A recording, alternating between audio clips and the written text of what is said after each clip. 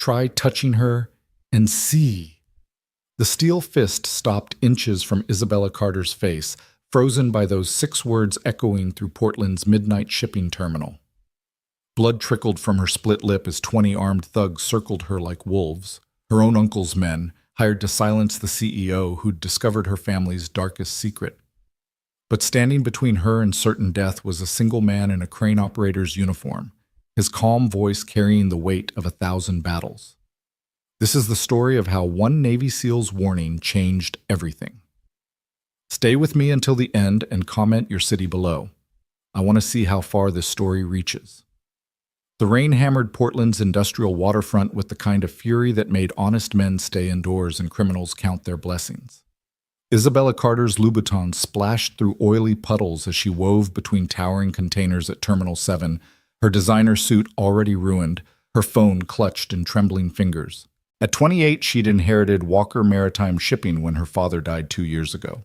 Inherited the company, the legacy, and apparently secrets that could destroy everything he'd built. Container WMSU 447289, she whispered into her phone's recorder, reading the numbers off a manifest she'd stolen from her Uncle Richard's office. Logged as agricultural equipment, but the weight distribution is all wrong. The refrigeration unit is running when it shouldn't need to be. Thunder cracked overhead, masking the sound of her footsteps as she navigated the maze of 40-foot steel boxes. The terminal stretched out like a metal canyon, containers stacked 6 high on either side, creating narrow corridors that felt more like a trap with each step she took. Security cameras dotted the infrastructure, but Isabella had memorized their blind spots during legitimate inspections over the past months. Tonight, she wasn't here as CEO. Tonight, she was here as the daughter who refused to let her father's company become a front for whatever Richard and her cousin Marcus were running. She found the container WMSU 447289. Sitting at ground level, its refrigeration unit humming despite the manifest claiming it held tractors. Isabella's heart pounded as she approached the door. The lock had been replaced with something non-standard, something that wouldn't be in any shipping database. "What are you hiding, Uncle?" she murmured, switching her phone to video mode. The sound came from behind, a footstep that didn't belong to the rain. Isabella spun around to find Marcus standing there, his $1,000 suit somehow pristine despite the weather. Behind him, shapes emerged from between containers. 1, 2, 5, 10. She stopped counting at 15. "Cousin," Marcus said, his voice carrying that particular brand of disappointment reserved for family betrayals. "You always were too much like your father, too principled for your own good." "What's in the containers, Marcus?" Isabella kept her phone recording, though her hand shook. "What are you and Richard doing to our company?" Marcus laughed, a sound without humor. "Our company? Bella, you inherited a throne you never earned. You sit in board meetings talking about legitimate shipping routes while the real money flows around you." He stepped closer, and the men behind him followed like a tide. "Your father knew." He turned a blind eye because he understood that sometimes survival means getting your hands dirty. "You're lying." But even as Isabella said it, pieces fell into place.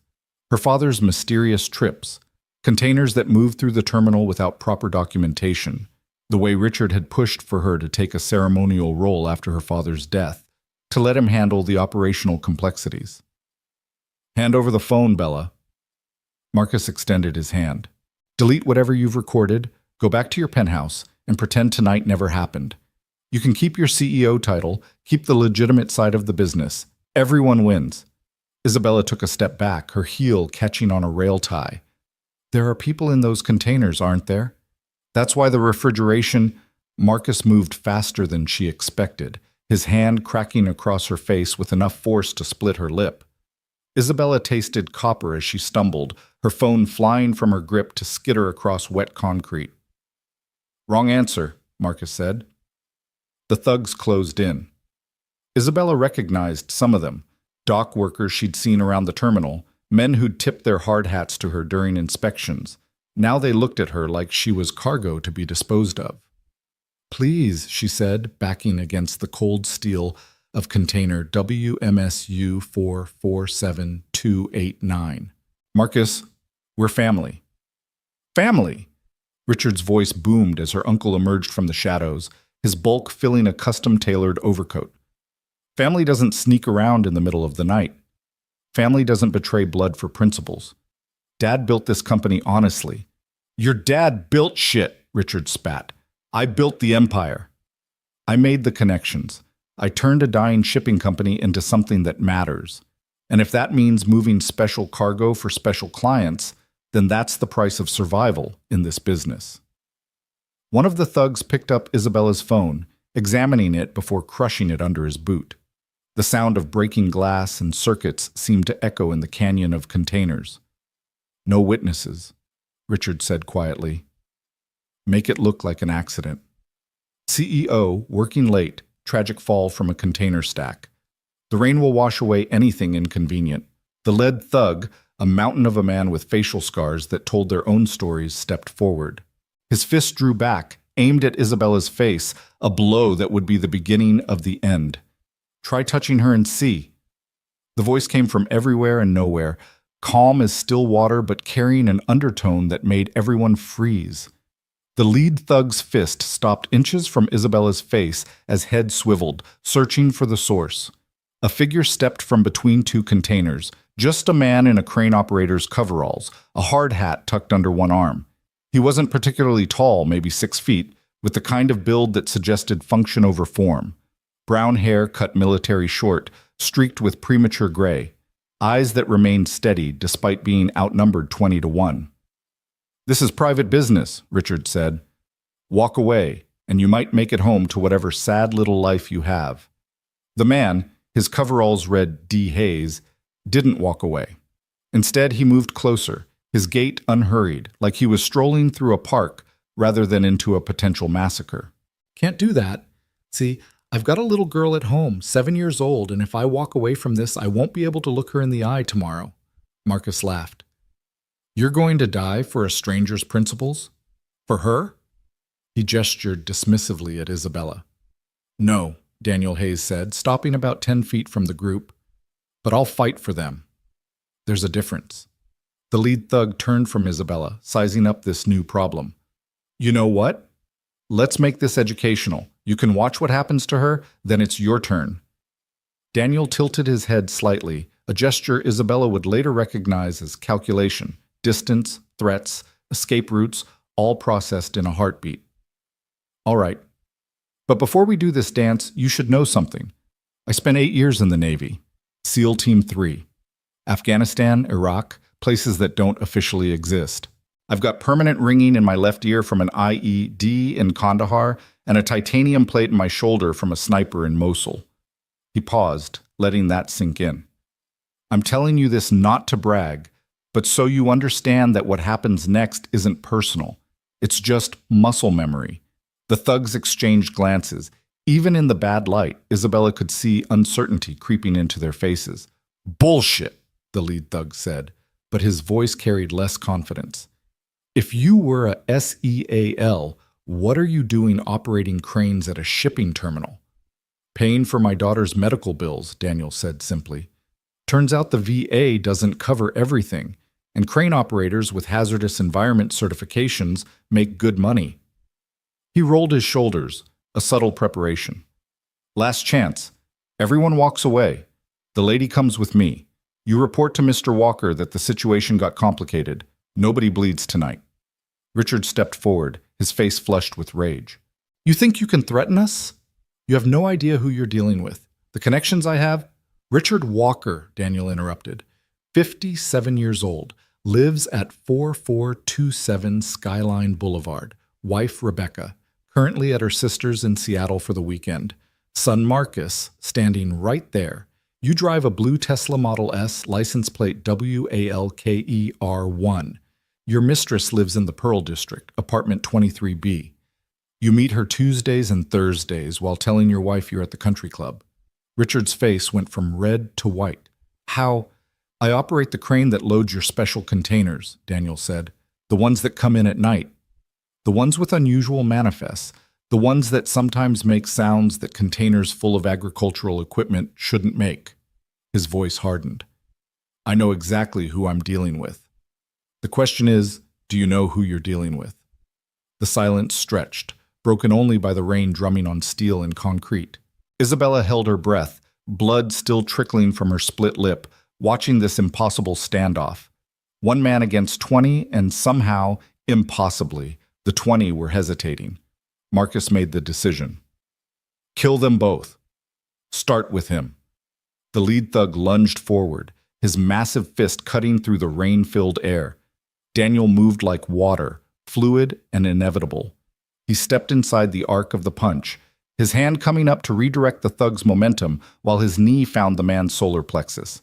The thug folded, gasping, and Daniel's elbow found the precise point at the base of his skull that sent him into unconsciousness. 1 second, 1 man down. The dam broke. They came at him in a rush, some pulling knives, others relying on fists and feet. Daniel moved through them like a ghost, never where their attacks expected him to be. He didn't fight with the showy techniques of movies, no spinning kicks or elaborate throws. Instead, he employed an economy of motion that was terrifying in its efficiency. A throat strike here, a knee destruction there, pressure points and joint locks applied and released in heartbeats. But there were too many. A knife found his ribs, slicing through coveralls and skin. A fist connected with his jaw, snapping his head back. They were wearing him down through sheer numbers, and Isabella could see him slowing, could see the inevitable outcome approaching. She had to do something. Isabella spotted a piece of rebar near the container, grabbed it, and swung at the nearest thug who was raising a crowbar toward Daniel's back. The impact sent vibrations up her arms, and the man crumpled. But her intervention cost precious seconds. 2 men grabbed her arms, slamming her back against the container. Enough, Richard's voice boomed. He held a gun now, a compact pistol that looked obscene in the fluorescent lighting. He aimed it at Daniel, who stood breathing hard, blood running from multiple cuts, surrounded by groaning bodies, but still outnumbered. Impressive, but bullets don't care about your training. Daniel raised his hand slowly, his eyes never leaving Richard's. You shoot me. You bring heat you don't want. Crane operator goes missing. Maybe nobody cares. Crane operator with a military record gets shot at the terminal, and suddenly you've got NCIS asking questions. Self-defense, Richard said. Disgruntled employee attacked the CEO and her family. We had no choice. Except there's a problem with that story. Daniel's voice remained steady despite the gun pointed at his chest. I triggered the silent alarm when I saw your boys converging on Ms. Carter. Port Authority and Portland PD are already en route, maybe 5 minutes out. He smiled, the expression that didn't reach his eyes. You could shoot us both, try to clean up 20 witnesses, and stage a scene in less than 5 minutes. Or you could walk away and we all pretend tonight was a misunderstanding. Isabella heard it then, sirens in the distance growing closer. Richard's face cycled through emotions, rage, calculation, fear. The gun wavered. Marcus grabbed his father's arm. We need to go. Now. This isn't over, Richard said, lowering the gun. You've made an enemy tonight, Mr. Hayes. Both of you have. Get in line, Daniel replied. Richard and Marcus barked orders, and their men, those still conscious, began dispersing into the maze of containers. In 30 seconds, Isabella and Daniel were alone, except for the unconscious thugs who wouldn't be answering questions anytime soon. Daniel leaned against a container, one hand pressed to his bleeding ribs. You okay? Isabella touched her split lip, her hand still shaking.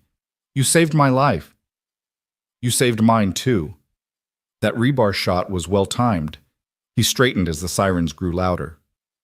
When the cops get here, you tripped in the dark. I heard you call for help and came to investigate. We found these men trying to rob you. Keep it simple. But the containers, the trafficking, without your phone, without evidence, it's your word against theirs. And they own half the police force. Daniel winced, adjusting pressure on his wound. This isn't over, but tonight isn't the night to fight that battle. The police cars screeched into the terminal, lights painting everything in reds and blues. Officers emerged with weapons drawn, taking in the scene. Unconscious men, a bleeding crane operator, and a CEO with a split lip. As they gave their statements, Isabella noticed how Daniel managed to sound completely believable while revealing nothing of substance. He'd found Miss Carter being accosted by unknown assailants. He'd intervened.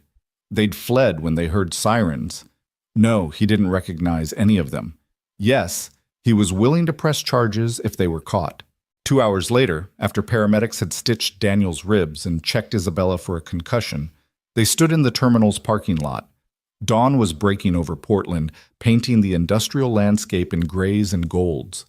"Thank you," Isabella said. "I don't even know how to— You want to thank me?" "Drop this. Whatever you think you know about your uncle's operation, forget it. Take the CEO's salary, live your life, and stay away from the dark corners of your family's business." Isabella's jaw set with determination. "I can't do that. There are people in those containers, human beings." Daniel studied her for a long moment. "You're not going to let this go, are you?" "Would you? If it was your father's company, your family's legacy being used for something this evil?" He sighed, and in that sound was the weight of every compromise he'd made since leaving the military. "There's a cafe on Burnside. Rosie's. I take my daughter there Sunday mornings for pancakes. If you happen to be there this Sunday around 9, and if you happen to have a concrete plan that doesn't involve getting us both killed, I might listen." He turned to walk away, then paused. "Your father, did he really not know?" Isabella's throat tightened. "I have to believe he didn't. I have to." Daniel nodded once and walked to a battered pickup truck that had seen better decades. As he drove away, Isabella stood in the growing light, blood on her designer suit, her entire world shifted off its axis. But for the first time since she'd discovered the irregularities in the shipping manifests, she didn't feel alone. Sunday couldn't come fast enough. The rain had stopped, but the storm was just beginning. 3 days passed like a fever dream. Isabella went through the motions of being Walker Maritime's CEO, board meetings, investor calls, supply chain reviews, while her mind churned with what she'd witnessed. Every time she passed Richard in the hallway, every time Marcus sat across from her in a meeting, she felt the weight of their shared knowledge. They knew she knew. She knew they knew she knew. It was a deadly equilibrium that couldn't last. She'd spent those 3 days trying to rebuild the evidence she'd lost with her phone. But Richard had been thorough. The manifest she'd photographed had been altered. The containers she'd identified had been moved or relabeled. Even her computer access had been subtly restricted. She could still perform her CEO duties, but anything involving terminal operations required additional authorization that somehow never came through. Saturday night, she sat in her Pearl District penthouse, staring at the Portland skyline. Her laptop showed what little she'd managed to gather: shipping routes that didn't make sense, weight discrepancies that suggested human cargo, refrigeration units on containers that shouldn't need them. Circumstantial at best, nothing that would stand up to Richard's lawyers and connections. Her phone rang. Unknown number. "Hello?" "Miss Carter." The voice was female, young, frightened. "My name is Anna. I was in one of your containers 3 weeks ago. The man who saved you, Mr. Hayes, he pulled me out when the container was being loaded. He told me if I ever felt safe enough, I should call this number." Isabella's heart raced. "Anna, where are you? Are you safe?" "For now. But there are others, so many others. They bring us in through your terminals, then distribute us to buyers." The girl's voice broke. "I was lucky. Mr. Hayes saw something wrong with how they were handling our container. He used his crane to accidentally damage it, forcing them to open it for inspection. In the confusion, a few of us escaped." "How many others escaped?" 3. "But there were 20 in my container, the others." Anna trailed off. "Please, Miss Carter. He said you would help. He said you were different from your family." "I am. Anna, I need you to testify." "I can't. They have my sister. If I testify, if I even surface, they'll kill her. I'm only calling because there's another shipment coming. Tomorrow night. Container WMSU 551-823. 43 people, mostly teenagers from Eastern Europe. They're being sold to a ring operating out of Seattle." The line went dead. Isabella stared at her phone, then at the single container number Anna had provided. tomorrow night, Sunday night, after her morning meeting with Daniel Hayes.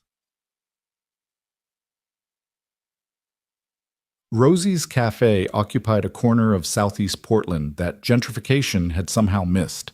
The vinyl booths were patched with duct tape, the linoleum was worn through to substrate in places, and the coffee was strong enough to wake the dead.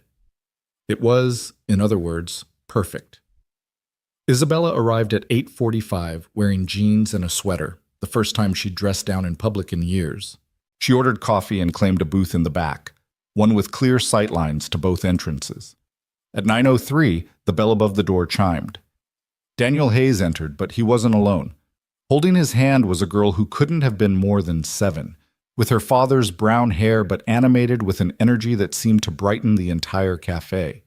She wore a pink dress with dinosaurs on it, rain boots despite the clear morning, and carried a backpack covered in NASA patches. They slid into the booth across from Isabella. The girl studied her with serious eyes. "You're the lady Daddy saved," she announced. "He doesn't think I know, but I heard him talking to Uncle Tommy on the phone."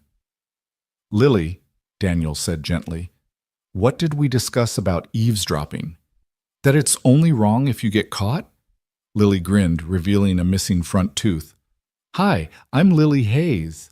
I'm 7 3/4. I like space and pancakes, and my dad is the strongest person in the whole world." Despite everything, Isabella found herself smiling. "I'm Isabella. And I agree about your dad being strong." "He has a titanium shoulder," Lily said proudly. "Like a robot." "Show her, Daddy." "Maybe later, Bug." Daniel flagged down a waitress. "The usual for us, Rosie. And whatever Ms. Carter would like."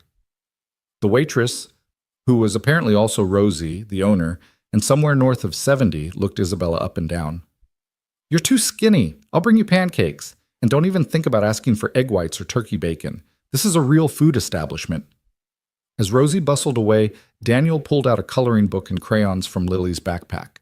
20 minutes of coloring, then we'll talk about what you want to build at the park later. Deal?" "Deal."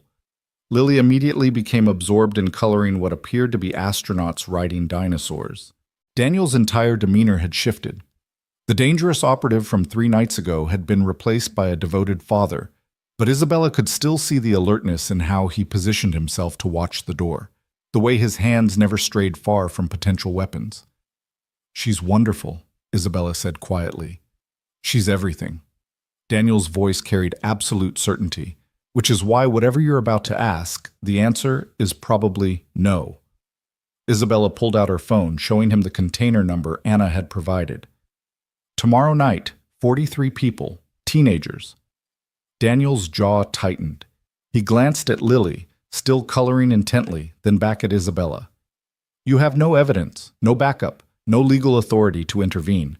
I have a moral obligation. Moral obligations don't stop bullets." "Then help me," Isabella leaned forward. "You've already been helping. Anna told me about the container you accidentally damaged. How many others have you saved?" "Not enough." The admission seemed to pain him physically. "Maybe a dozen over the past year, but for every one I save, 10 more go through." "Because you're working alone. Because I was too blind to see what was happening in my own company." Isabella pulled up the financial records she'd managed to access. "Look at this. The trafficking is just part of it. They're moving drugs, weapons, anything with a profit margin.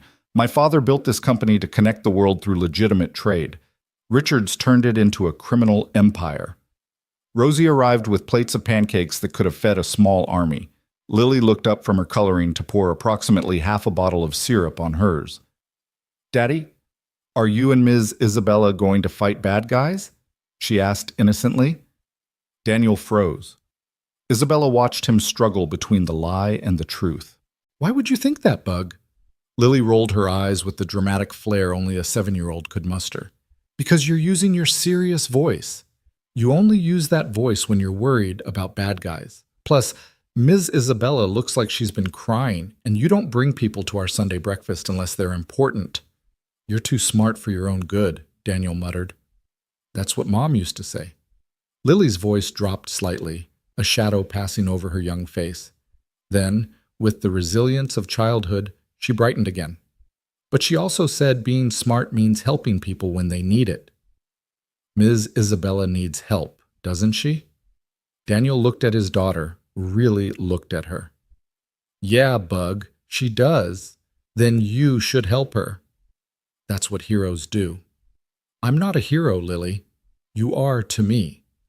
She returned to her pancakes and coloring, the matter apparently settled in her mind. Daniel was quiet for a long moment, then pulled out a small notebook. Container WMSU 551823. What else do you know? It arrives tomorrow at 11 p.m. Pier 47. The manifest says industrial refrigeration units, but the temperature controls are set for human survival, not equipment storage. Security. Standard port security, but Richard will have his own people there. Maybe a dozen, based on previous patterns. Previous patterns you've observed how... Isabella hesitated, then admitted, I've been watching the terminal at night. From a distance. Trying to understand their operations. Jesus. Daniel rubbed his face. You're going to get yourself killed. 43 teenagers, Daniel. I know. He glanced at Lily, who was now building a syrup sculpture with her leftover pancakes. I know. They spent the next hour planning, speaking in code when Lily was paying attention, which was more often than not. The girl had her father's observational skills, even if she didn't fully understand what she was observing. Finally, Daniel stood. I need to think about this. And you need to understand something. If we do this, we're not just taking on your uncle. We're taking on his entire network. The cops he owns, the judges he's bought, the international connections that make this possible. We'll be painting targets on our backs. There are already targets on our backs, Isabella pointed out. At least this way we're shooting back. Daniel helped Lily pack up her coloring supplies. As they prepared to leave, Lily tugged on Isabella's sleeve. Miss Isabella? Are you scared? Isabella knelt down to Lily's level. Yes, I am. That's okay. Daddy says being scared doesn't mean you're not brave. It means you're being smart about being brave. She pulled a crayon drawing from her backpack, a stick figure in a cape standing next to a taller stick figure in what might have been a crane. I made this for you. For luck. Isabella's throat tightened. Thank you, Lily. As they walked out, Daniel paused. If we do this, and I'm not saying we will, we do it my way. No heroics, no unnecessary risks. We get evidence, we get the people out, and we disappear before Richard knows what hit him. Agreed. And Isabella? He met her eyes. If it comes down to saving those kids or keeping you alive, I'm choosing you. Not because you matter more, but because Lily already lost her mother. She doesn't need her father dying for strangers. When did her mother... Cancer. 2 years ago. 3 days after I got back from my last deployment.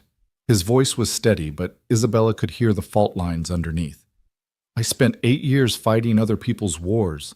I came home to fight one I couldn't win with a rifle. I'm sorry. Don't be sorry. Just be smart. Tomorrow night, if we do this, we're not heroes. We're not crusaders.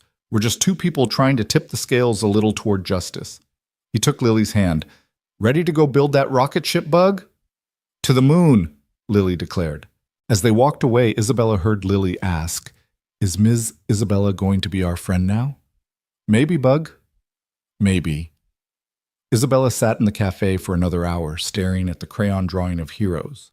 Tomorrow night, she would either save 43 lives or lose everything trying. But as she thought about Lily's innocent faith that people should help each other, about Daniel's quiet commitment to doing what was right despite the cost, she knew she didn't really have a choice. Her phone buzzed, a text from an unknown number, different from Anna's. Pier 47, 11 p.m. tomorrow. Come alone and bring $500,000 cash, or the container gets redirected to international waters. Your uncle thinks you need a lesson in minding your own business. Isabella stared at the message. It wasn't a warning. It was a trap. Richard knew she couldn't resist trying to save those kids, and he was going to use that against her. She started typing a response, then stopped. Let Richard think he had her figured out. Let him think she was the naive, principled CEO who would walk into his trap with nothing but good intentions and family money. He had no idea about Daniel Hayes. No idea that she wasn't going to face this alone. Tomorrow night, everything would change. The Portland rain returned with vengeance Sunday afternoon, turning the city into an impressionist painting of blurred lights and shadows. Isabella stood in her penthouse, watching the storm build over the Columbia River. She'd withdrawn the $500,000. It had taken creative accounting and liquidating some personal investments, but she'd managed it. The money sat in a nondescript duffel bag, each bundle a weight on her conscience. Her phone rang. Daniel. "Change of plans," he said without preamble. "My contact at the port says there's increased activity around Pier 47. Your uncle's not just setting a trap, he's planning something bigger." "How much bigger?" 3 containers, not one. All scheduled for midnight loading onto a ship bound for international waters. Once they're gone, we'll never trace them. Isabella's stomach turned. That could be over 100 people. Which is why I need you to reconsider. This isn't a rescue anymore. It's a war. All the more reason to fight it. Daniel was quiet for a moment.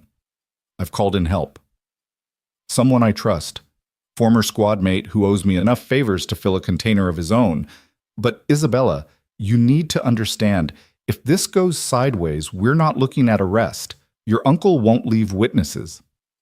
"Neither will I," Isabella said, surprising herself with the hardness in her voice. "Not when it comes to this. Meet me at the warehouse on Terminal Road, Building 19, 1 hour. Isabella grabbed the duffel bag, then paused at her desk. She pulled out a piece of paper and wrote quickly. "If something happens to me tonight, know that Richard Walker and Marcus Walker are running a human trafficking ring through Walker Maritime Shipping. Evidence can be found in containers at Pier 47. I'm sorry I couldn't do more." She left it prominently on her desk, then headed for the door. Building 19 was a relic from Portland's industrial past, a massive warehouse that predated modern shipping containers. Daniel's truck was already there, along with a black SUV she didn't recognize. Inside, Daniel stood with another man, bigger, broader, with the kind of scarred face that suggested he'd been in more fights than he'd lost. They were examining a tablet showing what looked like terminal schematics. "Isabella, this is Tommy Morrison. Tommy, Isabella Carter." Tommy's handshake could have crushed stone. "Ma'am, Danny filled me in. This is some serious shit you're taking on." "Danny?" Isabella glanced at Daniel, who actually looked embarrassed. "Only Tommy calls me that, and only because he saved my life enough times to earn the right." Daniel pointed to the schematics. "Tommy's been doing recon since this afternoon. Tell her what you found." Tommy pulled up photos on the tablet. "Your uncle's brought in outside muscle, professional mercenaries, not dock thugs. I counted at least 30, plus whatever regular security he's running. They've got the pier locked down tight." 30. Isabella felt the weight of impossibility settling on her shoulders. "But," Tommy continued, "they're spread out, covering 3 containers across the pier. And they're expecting you to walk in the front door with money, not a tactical insertion from the water." "The water?" Daniel pulled up a different screen. "Tommy's got a boat. We go in from the harbor side, quiet and dark. You go in the front, make a show of cooperation, keep them focused on you. While they're distracted, we extract the container's contents. Use me as bait, only if you're comfortable with it. The moment things get dangerous, you run. No hesitation, no looking back." Isabella studied the plan. It was insane, it was dangerous, it was probably going to get them all killed. "What about the authorities? Can't we call, but..." "With what evidence?" Tommy interrupted. "And how many cops are on your uncle's payroll? You call this in. Best case scenario, word gets to him and those containers disappear forever. Worst case, you have an accident before you can make the call." "So it's just us." "Just us," Daniel confirmed. He pulled out a bulletproof vest. "This is for you." "It's not much, but..." "Daniel!" Isabella took the vest. "Thank you for everything. If something happens tonight, nothing's going to happen. We get in, we get the people out, we get evidence, and we disappear. Clean and simple." Tommy snorted. "Nothing's ever clean and simple, Danny. You know that better than anyone." "This time will be different." Daniel checked his watch. 2 hours until showtime. "Isabella, you sure about this?" She thought about her father, about the company he'd built with his own hands, about the legacy that was being destroyed by greed and evil. She thought about 43 teenagers in containers, about Anna's terrified voice, about all the ones they couldn't save. I'm sure. Daniel pulled out a small device. Earpiece. We'll be in constant contact. The moment something feels wrong, you tell us. As Isabella fitted the earpiece, Tommy pulled Daniel aside. She heard fragments of their conversation. Lily. Safe. If something happens to me. She's with Mrs. Chen, Daniel said. Sleepover with her granddaughter. She's safe. She better stay that way, Danny. That little girl doesn't deserve to lose another parent. She won't. But Isabella heard the uncertainty in his voice. They all knew the odds. They all knew what they were walking into. As they prepared their equipment, zip ties, bolt cutters, emergency medical supplies, Isabella's phone buzzed. Marcus. 1 hour. Come alone. Any tricks in the containers go straight to international waters. Your choice, cousin. She showed the message to Daniel. They moved up the timeline. Shit. Daniel grabbed his gear.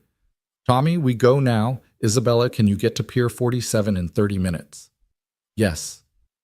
Then we move. Tommy, get the boat. I'll prep the extraction route. He turned to Isabella. Remember, you're not a hero. You're a CEO trying to save your company's reputation. Play the part. Be scared. Be cooperative. Be anything that keeps them focused on you and not on the water. Isabella nodded, though the weight of what she was about to do threatened to buckle her knees. 20 minutes later, she stood at the entrance to Pier 47, rain soaking through her coat, the duffel bag of money heavy in her hand. The pier stretched out before her, containers stacked like walls, creating a maze of steel and shadows. Floodlights created pools of harsh white light, leaving darker spaces between. I'm here, she said into the earpiece. Copy. Daniel's voice was calm in her ear. We're in position. Tommy's got eyes on Container 1. I'm moving to Container 2. You see anyone? Not yet. Isabella walked forward, her heels clicking on wet concrete. The sound echoed off the containers, announcing her presence. Miss Carter? She spun to find Marcus emerging from between two containers, flanked by 6 men with obvious weapons. Cousin, so good of you to come. I brought the money. Of course you did. You always were predictable. Marcus gestured, and 2 men moved to flank her. But money isn't really what this is about, is it? Isabella's heart raced. Then what? Teaching you a lesson. About family, about loyalty, about what happens when you forget your place. Richard appeared, his bulk filling an expensive raincoat. Hello, Isabella. You look just like your father when he was disappointed. He had that same self-righteous look when he discovered our little side business. The world tilted. He knew? For about 10 minutes, just long enough to threaten to go to the FBI. Just long enough to force us to take action. You killed him. It wasn't a question. We made it look like a heart attack, much cleaner than what we have planned for you. Richard nodded to Marcus, who pulled out a gun. You're going to have a terrible accident tonight. Depressed CEO, overwhelmed by discovering corruption in her company, takes her own life at the scene of the crime. Container 1 is opening, Tommy's voice crackled in her ear. Holy shit, there's at least 30 people in here. Kids. Danny, we need to move fast. Isabella kept her face neutral as Richard continued. The money will be found on your body, suggesting you were part of the trafficking ring. Your suicide note, which Marcus has helpfully already written, will confess to everything. You won't get away with this. We already have. Richard walked closer. Did you really think you could fight us? You're one person, Isabella. We're an institution. We have judges, police commissioners, congressmen. We own this city's shadows. Moving to Container 2, Daniel's voice was tense. Isabella, we need more time. Isabella dropped the duffel bag, letting it fall open, money spilling onto wet concrete. If you're going to kill me anyway, at least tell me why. Why trafficking? Why turn Dad's company into this? Marcus laughed. Money, cousin. Do you have any idea how much a pretty European teenager sells for? How much weapons shipments to cartels pay? Your father's legitimate shipping made, what, 5% margins? We make 500%. Container 2 open, Daniel reported. Jesus Christ, some of these kids are barely conscious. Tommy, we need medical. An alarm pierced the night. Richard's head snapped toward the water. What? Sir! One of the mercenaries ran up. The containers, someone's breached them. Isabella saw her moment. She grabbed the fallen money bag and swung it at Marcus, the weight of $500,000 connecting with his jaw. He went down hard, the gun skittering across concrete. Run! Daniel's voice roared in her ear. She ran. Gunfire erupted behind her. Isabella sprinted between containers as bullets sparked off steel. She could hear Richard screaming orders, hear boots pounding after her. Turn left! Daniel guided her through the maze. There's a ladder on container stack 7. Climb! She found the ladder, her hands slipping on wet metal as she climbed. Below, flashlight swept the ground where she'd been.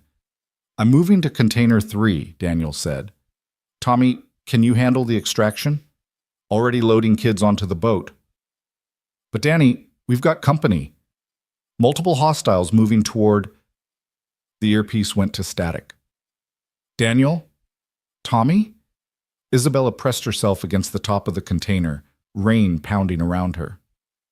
Anyone? Silence. She was alone. Below she could see figures moving through the maze of containers.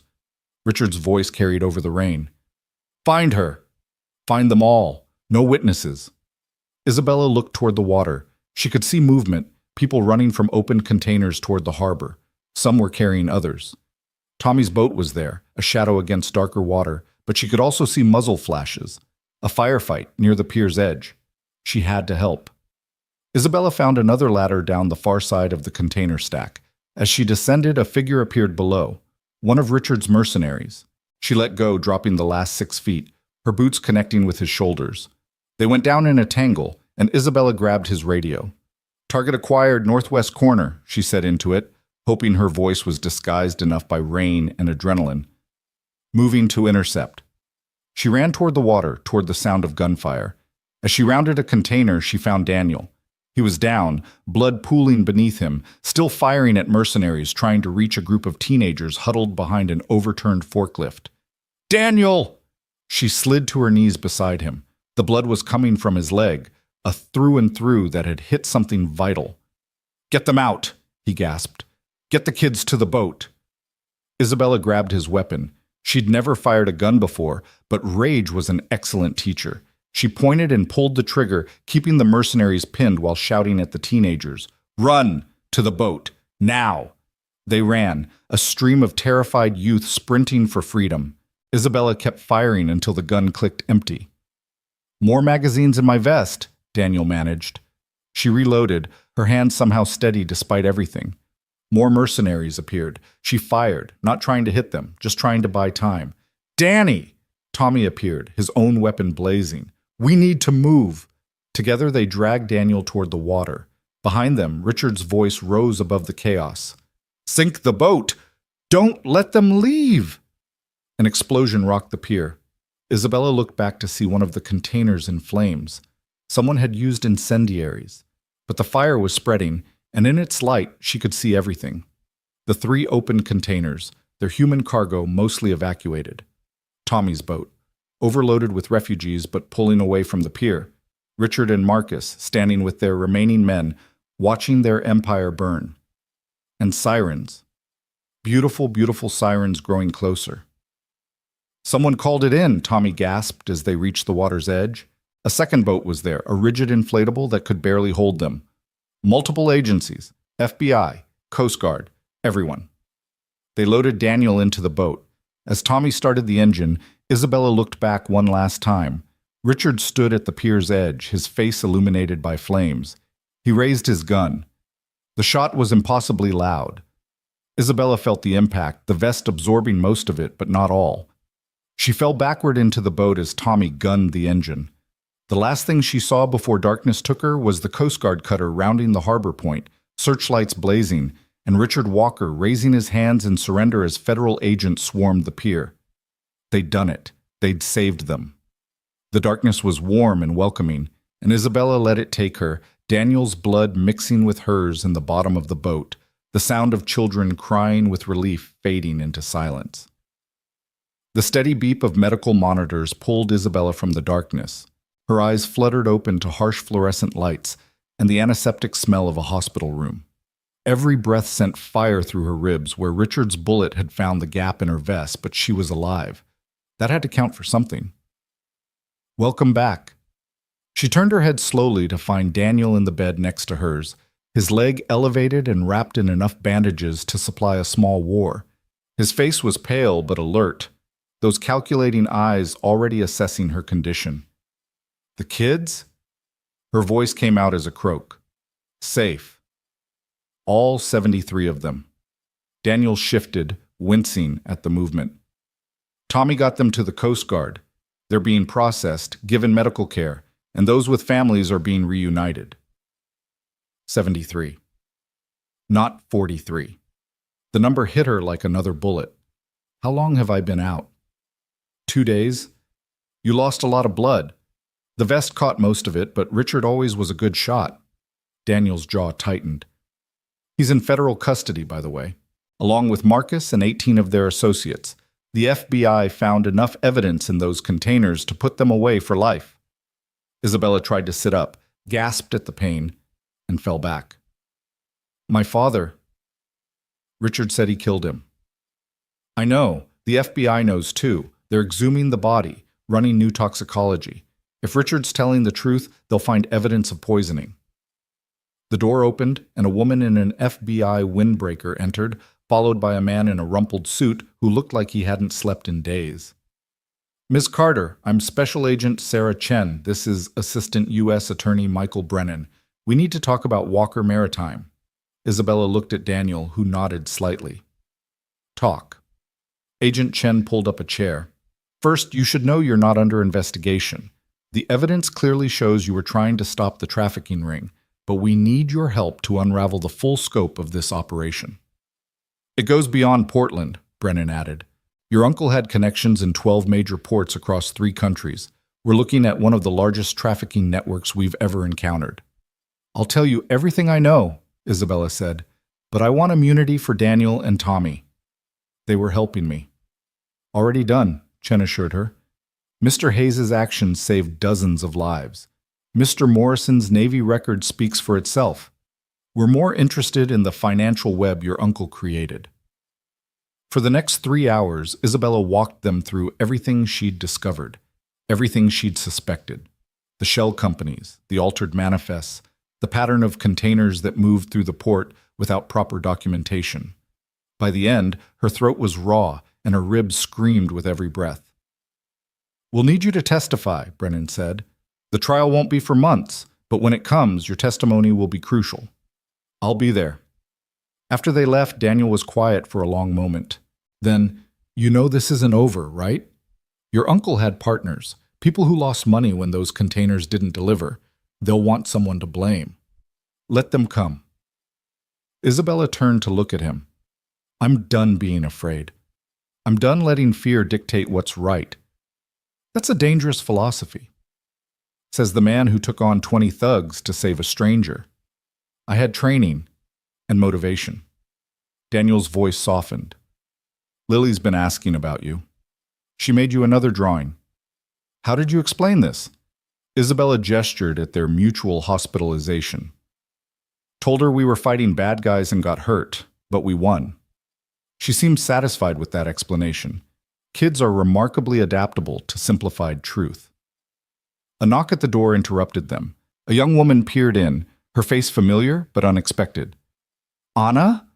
Isabella struggled to sit up despite the pain. Anna entered slowly, as if ready to flee at any moment. Behind her was a younger girl who shared her features, the sister she'd mentioned. "I wanted to thank you," Anna said. "Both of you. When I heard what happened at the pier, when I heard you'd stopped them." She wiped at tears. "You saved my sister." She was in container 3. The younger girl, maybe 15, stepped forward. "They took me from school." Said my sister owed them money, that I was collateral. I thought I'd never see home again. Daniel's expression darkened. "Your sister doesn't owe anyone anything. Whatever they told you was a lie to keep you compliant. We know that now." Anna pulled out a flash drive. "I've been documenting everything since I escaped. Names, dates, locations. Other girls who got out have been helping. There are 12 of us now, all willing to testify. Isabella took the drive with trembling hands. This is dangerous for you. So was staying silent. Anna's voice carried steel now. We were victims. Now we're witnesses. There's a difference. After they left, Isabella held the flash drive like it was made of plutonium. This could burn down what's left of the company. Your father's company was already gone, Daniel said gently. The moment Richard turned it into a trafficking front, it stopped being Walker Maritime. The question is, what do you want to build from the ashes? Before she could answer, the door burst open. Lily Hayes rushed in, followed by an exhausted-looking elderly Chinese woman. Daddy! Lily threw herself at Daniel's bed, stopping just short of impact. Mrs. Chen said you were hurt, but okay, and I made you 17 drawings, and I didn't cry once, except maybe a little, but that was because Jason said his dad could beat up my dad, which is stupid because you're basically a superhero, and... She paused for breath, then noticed Isabella. Miss Isabella! You're hurt too. Just a little, Isabella managed, charmed despite her pain. Lily pulled a crumpled paper from her backpack. It showed 2 stick figures in hospital beds with a smaller figure bringing them flowers. I made this yesterday. Mrs. Chen said you were sleeping, but you'd wake up soon. It's beautiful, Isabella said, meaning it. Lily, gentle, Mrs. Chen warned. They're both injured. I know. Lily's voice dropped to a stage whisper. Daddy, did you really fight 30 bad guys? Where did you hear that? Tommy, he came by yesterday. He said you were awesome and that Ms. Isabella hit someone with a bag of money, which is kind of funny if you think about it. Despite everything, Daniel smiled.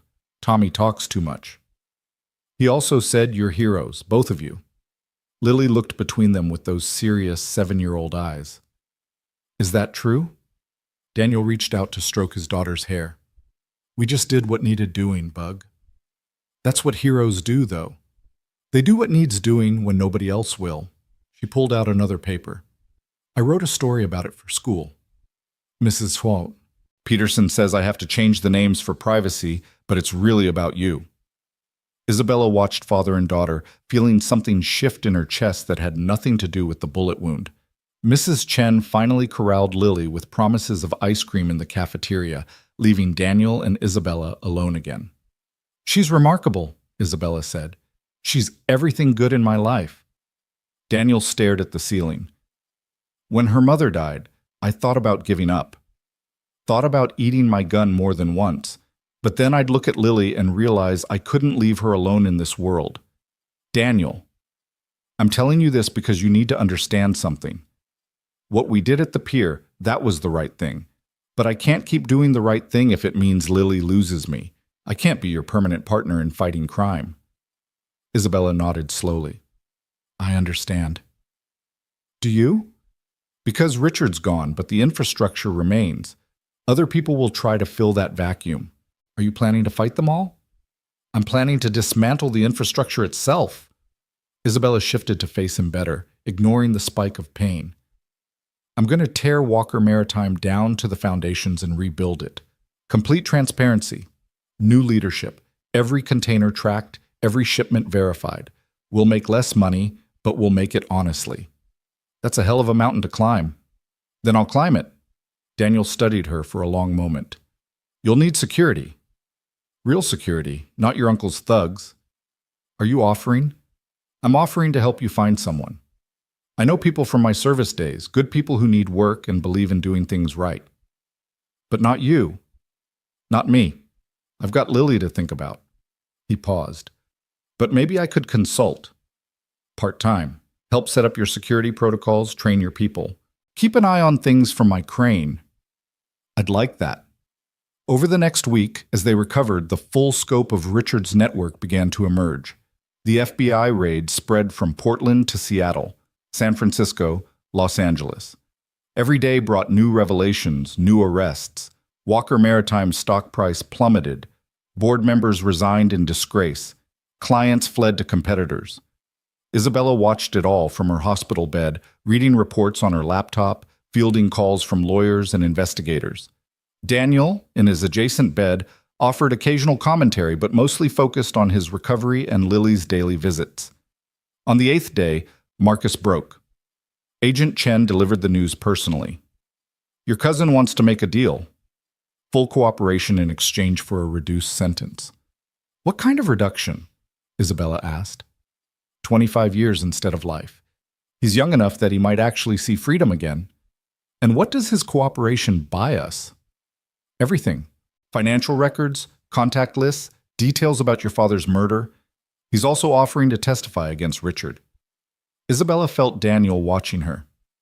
Take the deal, she said finally. Marcus was always weak. Richard manipulated him. That doesn't excuse what he did, but 25 years is still justice. Chen nodded. There's something else. Marcus says there's a safe in Richard's house, hidden behind a painting in his study. He says it contains documents that prove your father was trying to stop them when he died. That afternoon, Isabella demanded to be released from the hospital. The doctors protested, but she signed the AMA papers anyway. Daniel, still bedridden with his leg, could only watch as she prepared to leave. You sure about this? He asked. I need to see it. I need to know my father died trying to do the right thing. Then take Tommy with you. Please, Isabella agreed. Tommy picked her up in his black SUV, helping her into the passenger seat with surprising gentleness for such a large man. Danny's worried about you, he said as they drove toward Richard's house in the West Hills. Daniel worries about everyone. No, he worries about people who matter. There's a difference. Tommy navigated the winding roads with practiced ease. He tell you about Sarah, his wife? He tell you how she died? Isabella shook her head. Pancreatic cancer. 6 months from diagnosis to death. Danny was in Afghanistan when she got sick. He tried to get leave, but the mission was classified, critical. By the time he got home, she had 3 days left. Tommy's scarred hands tightened on the wheel. He sat by her bed for 72 hours straight. Didn't sleep, didn't eat, just held her hand and told her about all the things they'd do when she got better, even though they both knew she wouldn't. Why are you telling me this? Because Danny doesn't let people in anymore. Doesn't let himself care beyond Lily, but he cares about you, and that terrifies him. They arrived at Richard's house, a monument to ill-gotten wealth perched above the city. The FBI had already been through it, but the crime scene tape remained. Tommy produced a key. Chen gave it to me, said you had a right to see what's in that safe. The study was exactly what Isabella expected. Dark wood, leather-bound books no one had read, expensive scotch no one appreciated. The painting Marcus had mentioned hung behind the desk, a garish abstract that probably cost more than most people's houses. Tommy swung it aside, revealing the safe. The combination, provided by Marcus, worked on the first try. Inside were stacks of documents, USB drives, and photographs. But what made Isabella's breath catch was a letter, handwritten, dated 2 days before her father's death. Isabella, if you're reading this, then my worst fears have come true. I've discovered something terrible about our company, about Richard and Marcus. They're using our ships, our containers, to traffic human beings. Children, Isabella. Children. I confronted Richard tonight. He laughed, said I was naive, that this was how real business worked. I told him I was going to the FBI in the morning. The way he looked at me, I don't think I'll make it to morning. I'm sorry I wasn't strong enough to stop this sooner. I'm sorry I was blind to what was happening under my nose. But you're stronger than I ever was. You have your mother's courage and her sense of justice. If something happens to me, don't let them win. Don't let Walker Maritime remain a tool for evil. I love you more than words can express. Be brave, my daughter. Be better than I was. Dad. Isabella sank into Richard's chair, the letter trembling in her hands. Tommy stood quietly by the window, giving her space to grieve. He knew, she whispered. He knew they would kill him, and he still confronted them. That's courage, Tommy said. Same kind you showed at the pier. Isabella found more in the safe. Recordings of conversations between Richard and his contacts, financial records showing the full scope of the trafficking network, photos of containers being loaded with human cargo. Everything the FBI would need to ensure Richard never saw freedom again. But there was something else. A small envelope with her name on it in her father's writing. Inside was a key and an address. What is it? Tommy asked. I don't know. This address is in the industrial district, Old Portland, near the river. Want to check it out? Isabella nodded. They drove across the city, the afternoon sun breaking through clouds for the first time in days. The address led them to a small warehouse, unremarkable except for its pristine condition in a neighborhood of decay. The key fit the door. Inside was not what Isabella expected. Instead of an empty warehouse, she found an office. Simple, functional, with filing cabinets, a desk, and walls covered in maps of shipping routes. But these weren't Walker Maritime's routes. A letter sat on the desk. Isabella, this is my contingency plan. If Richard and Marcus corrupt Walker Maritime beyond redemption, this is where you start over. I've been quietly setting aside resources, establishing independent contacts, preparing for the possibility that our family legacy might need to be rebuilt from scratch. In these files, you'll find everything you need. Clean shipping contacts, honest port authorities, investors who believe in legitimate business. The accounts in the bottom drawer contain enough capital to start small but smart. I pray you never need this, but if you do, know that I prepared it with love and hope for what you might build. Your father, Isabella, opened the filing cabinets. True to his word, her father had built the framework for a new company. Contact lists, contracts ready for signature, even a business plan that emphasized transparency and accountability. Your dad was one smart son of a bitch, Tommy said, reading over her shoulder. He knew Richard might win, so he prepared for the aftermath. Isabella's phone rang. Daniel. You okay? His voice was tight with concern. Better than okay. She explained what they'd found.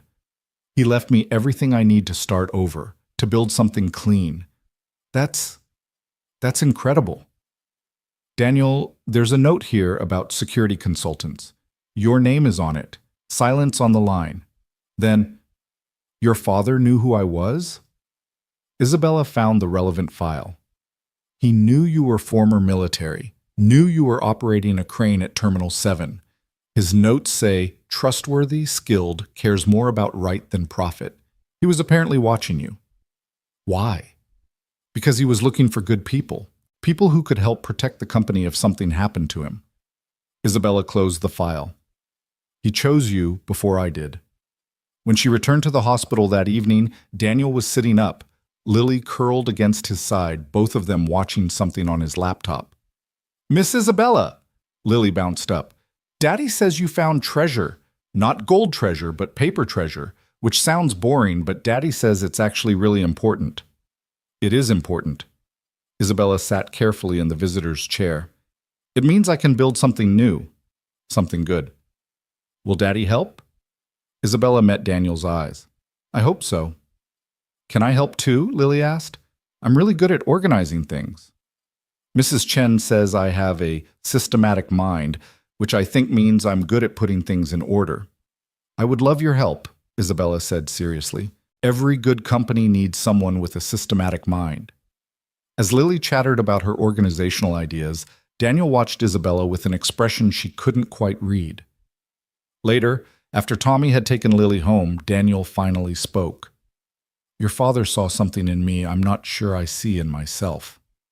He saw someone who would stand up for what's right, even when it costs everything. Is that what you see? Isabella moved from the chair to sit on the edge of his bed, ignoring her protesting ribs. I see someone who saved 73 kids, who fought impossible odds because it was right, who's raising an amazing daughter alone and still finds time to save strangers in the night. I'm no hero, Isabella. No, she agreed. You're better. You're a good man who does heroic things without needing the title. Daniel reached out, his hand covering hers. When we get out of here, when things calm down, I'd like to help you build this new company, part-time like we discussed. But also, he struggled for words.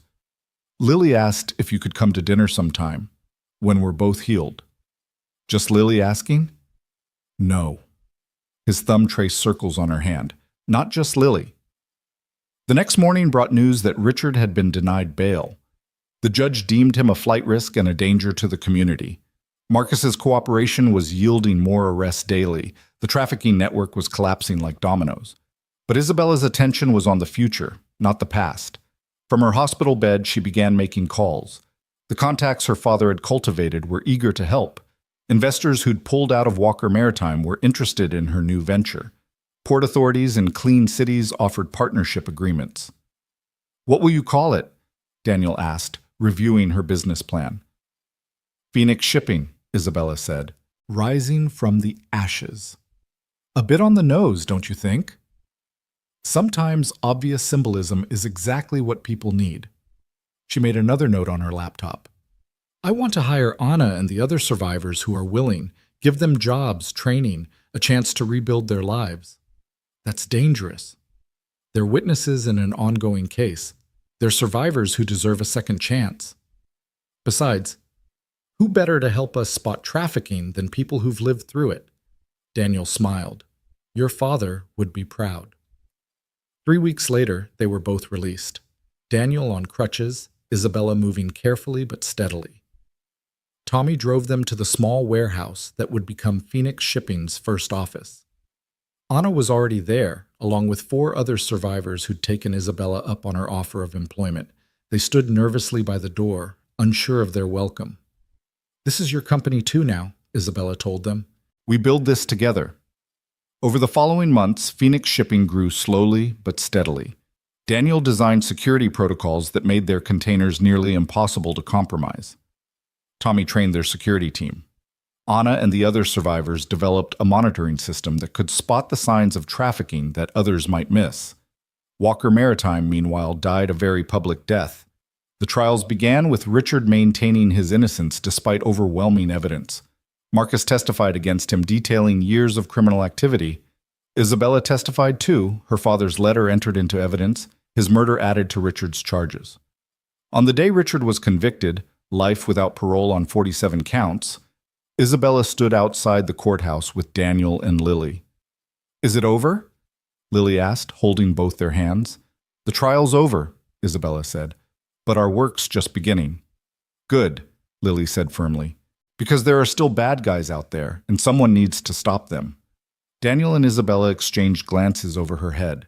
The 7-year-old had summarized their mission better than any business plan could. That evening, at dinner in Daniel's small apartment, Isabella watched him help Lily with her homework while she cooked. A domestic scene she never could have imagined months ago when she was a CEO in designer suits who never questioned where her success came from. "Isabella?" Lily looked up from her math worksheet. "Are you and Daddy boyfriend and girlfriend now?" Daniel choked on his water. Isabella carefully kept stirring the pasta sauce. "We're friends," Isabella said carefully. "Good friends who care about each other." "But you could be boyfriend and girlfriend, right? I mean, if you wanted to." Lily's eyes were innocently curious.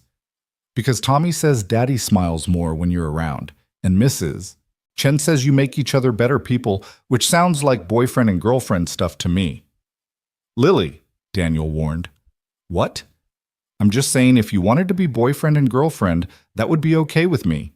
Isabella's nice, and she fights bad guys, and she doesn't treat me like a baby." Isabella set down the spoon and knelt beside Lily's chair. "You know what's more important than boyfriend and girlfriend? Family. And that's what we're building here. A different kind of family, maybe, but family nonetheless." Lily considered this. "So you'll stay? Even when all the bad guys are caught?" "Even then," Isabella promised. Later, after Lily was asleep, Daniel and Isabella sat on his small balcony, looking out over Portland's lights. "She's not wrong, you know," Daniel said quietly. "About the smiling more." "Mrs. Chen's not wrong either," Isabella replied. "About making each other better." Daniel stood, pulling her up with him, careful of her still healing ribs. "Isabella Carter, would you like to be my girlfriend? I know it's complicated, with everything we've been through, with the company, with—" She kissed him, cutting off his words. When they pulled apart, she was smiling. "Yes, though I should warn you, I come with a complicated past and a vendetta against human traffickers. And I come with a 7-year-old who's already planning our wedding, judging by the drawings I found under her bed. Then we're perfectly matched in our complications." They stood together, looking out over the city that had been the backdrop to so much pain and triumph. Below, the port stretched out to the river, its lights reflecting on dark water. Somewhere down there, Phoenix Shipping's first container was being loaded, its contents verified, its destination clean. It was a small victory in an enormous fight, but it was theirs. Your father would be proud, Daniel said. I hope so. Isabella leaned against him, feeling the solid warmth of someone who'd stood between her and death, who'd chosen right over easy, who'd shown her that strength wasn't about money or power, but about the choices you made when everything was on the line. Tomorrow would bring new challenges. The trafficking networks had tentacles that spread far beyond Portland. There would be threats, attempts at revenge, moments when the fight seemed impossible. But tonight, she stood with a man who'd taught her what courage really looked like, thinking about a little girl asleep inside who'd reminded them both what they were fighting for. And for the first time since she'd discovered her family's dark secret, Isabella felt something she'd almost forgotten existed. Hope. The morning Phoenix Shipping's first international container cleared customs in Amsterdam, Isabella's phone rang at 4 a.m. She reached across Daniel's sleeping form to answer it, her voice still thick with sleep. Miss? Carter? The voice was unfamiliar, accented. My name is Dmitry Volkov. I represent certain interests that were disrupted by your uncle's arrest. Isabella was instantly awake. Daniel's eyes opened, alert despite the hour. She put the phone on speaker. What do you want? Simply to inform you that your uncle owed us $30 million. With him indisposed, that debt falls to his successor. I'm not his successor. Phoenix Shipping has no connection to Walker Maritime's criminal activities. Debts don't disappear because companies change names, Ms. Carter. You have 48 hours to arrange payment, or we'll collect in other ways. The line went dead. Daniel was already reaching for his secure phone. Tommy needs to know. This is the Russian connection Marcus mentioned in his testimony. $30 million. Isabella sat up, running calculations in her head. Phoenix doesn't have anywhere near that, even if I liquidated everything. You're not paying them. Daniel's voice was flat. You pay once, you pay forever. That's how these people work. Then what do? We fight. But this time, we need more help than just Tommy. Within an hour, they were in Phoenix Shipping's office, now expanded to occupy half the warehouse. Anna was already there, having received Daniel's emergency call. She'd brought coffee and 3 other survivors who'd become part of Phoenix's security team. The Volkov Bratva, Anna said, her face pale. They supplied many of the girls. Eastern European mostly, but some Asian. They're not like your uncle. They don't pretend to be legitimate businessmen. Tommy arrived bringing someone Isabella didn't recognize, a woman in her 40s with short gray hair and eyes that missed nothing. This is Agent Patricia Reed, DEA, Tommy said. She's been working the Volkov case for 3 years. Reed didn't waste time on pleasantries. Dmitry Volkov is a ghost. We know he exists, know he runs the West Coast operations for the Bratva, but no one's ever gotten close enough to make a case. Your uncle was his biggest distribution partner. And now he thinks I inherited the partnership along with the debt? That's how they see it. In their world, family obligations don't end with arrest. Reed pulled out a tablet. But here's the thing. We've been looking for a way into Volkov's organization, someone he'd approach directly. You want to use Isabella as bait. Daniel's voice carried a dangerous edge. Again. I want to give Ms. Carter the opportunity to help us take down the people who supplied the children her uncle trafficked. Reed met his gaze steadily, with full FBI backup this time. How full? Tommy asked. Because last time I checked, Volkov's people don't play by rules of engagement. Full tactical support, surveillance, SWAT on standby, the works. Reed turned to Isabella. But it only works if Volkov believes you're considering payment. You'd need to meet with him.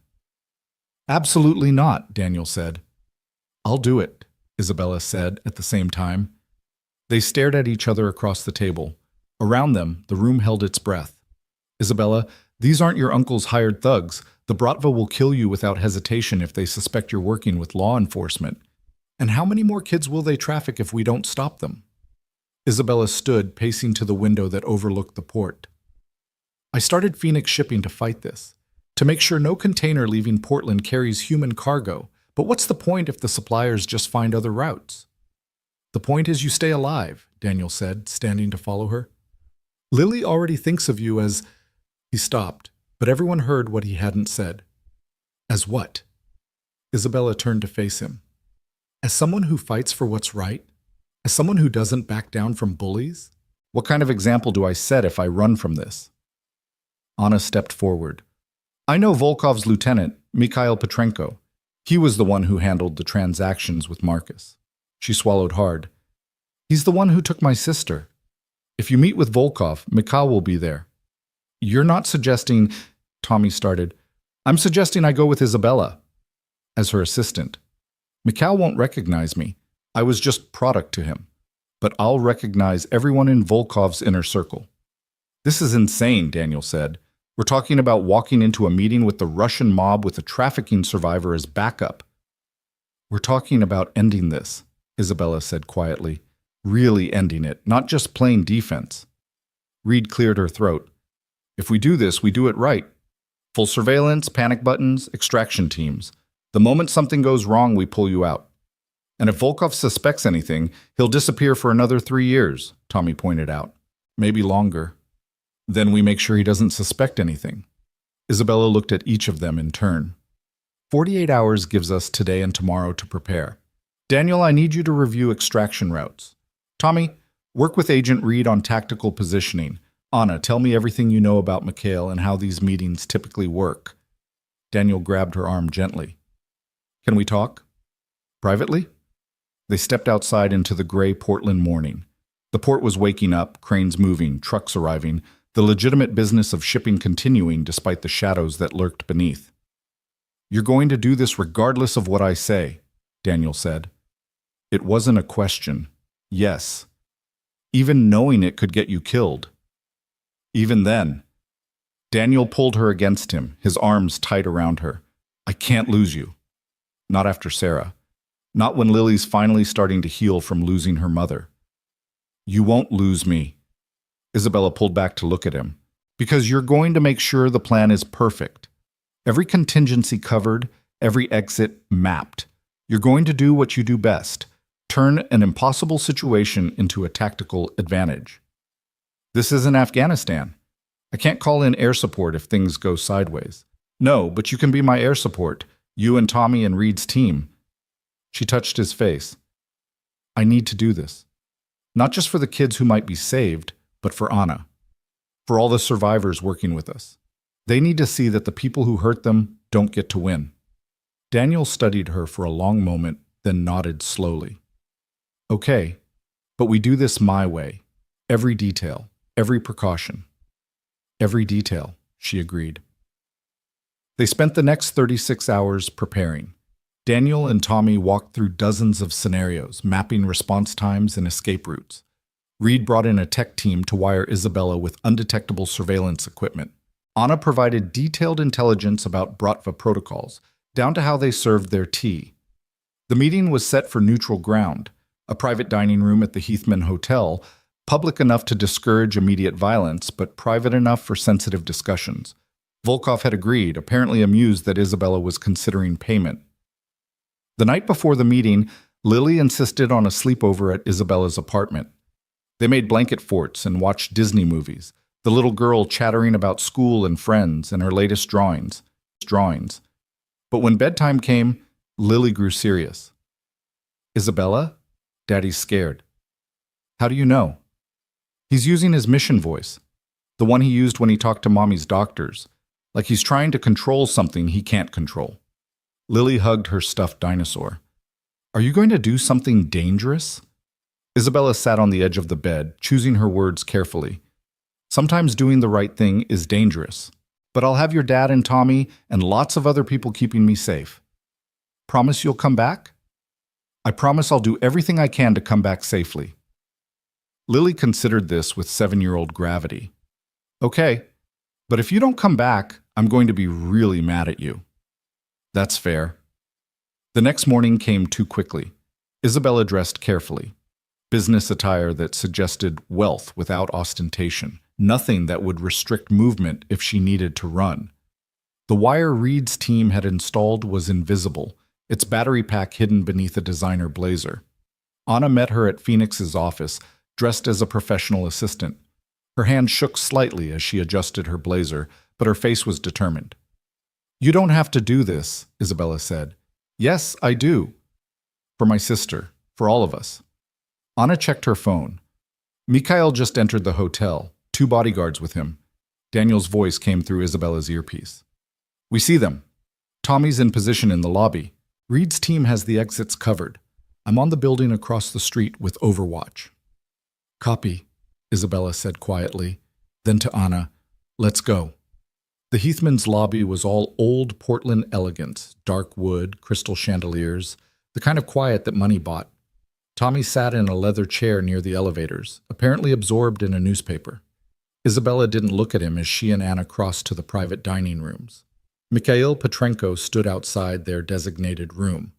He was younger than Isabella expected, maybe 35, with the kind of handsome features that probably served him well in recruiting vulnerable girls.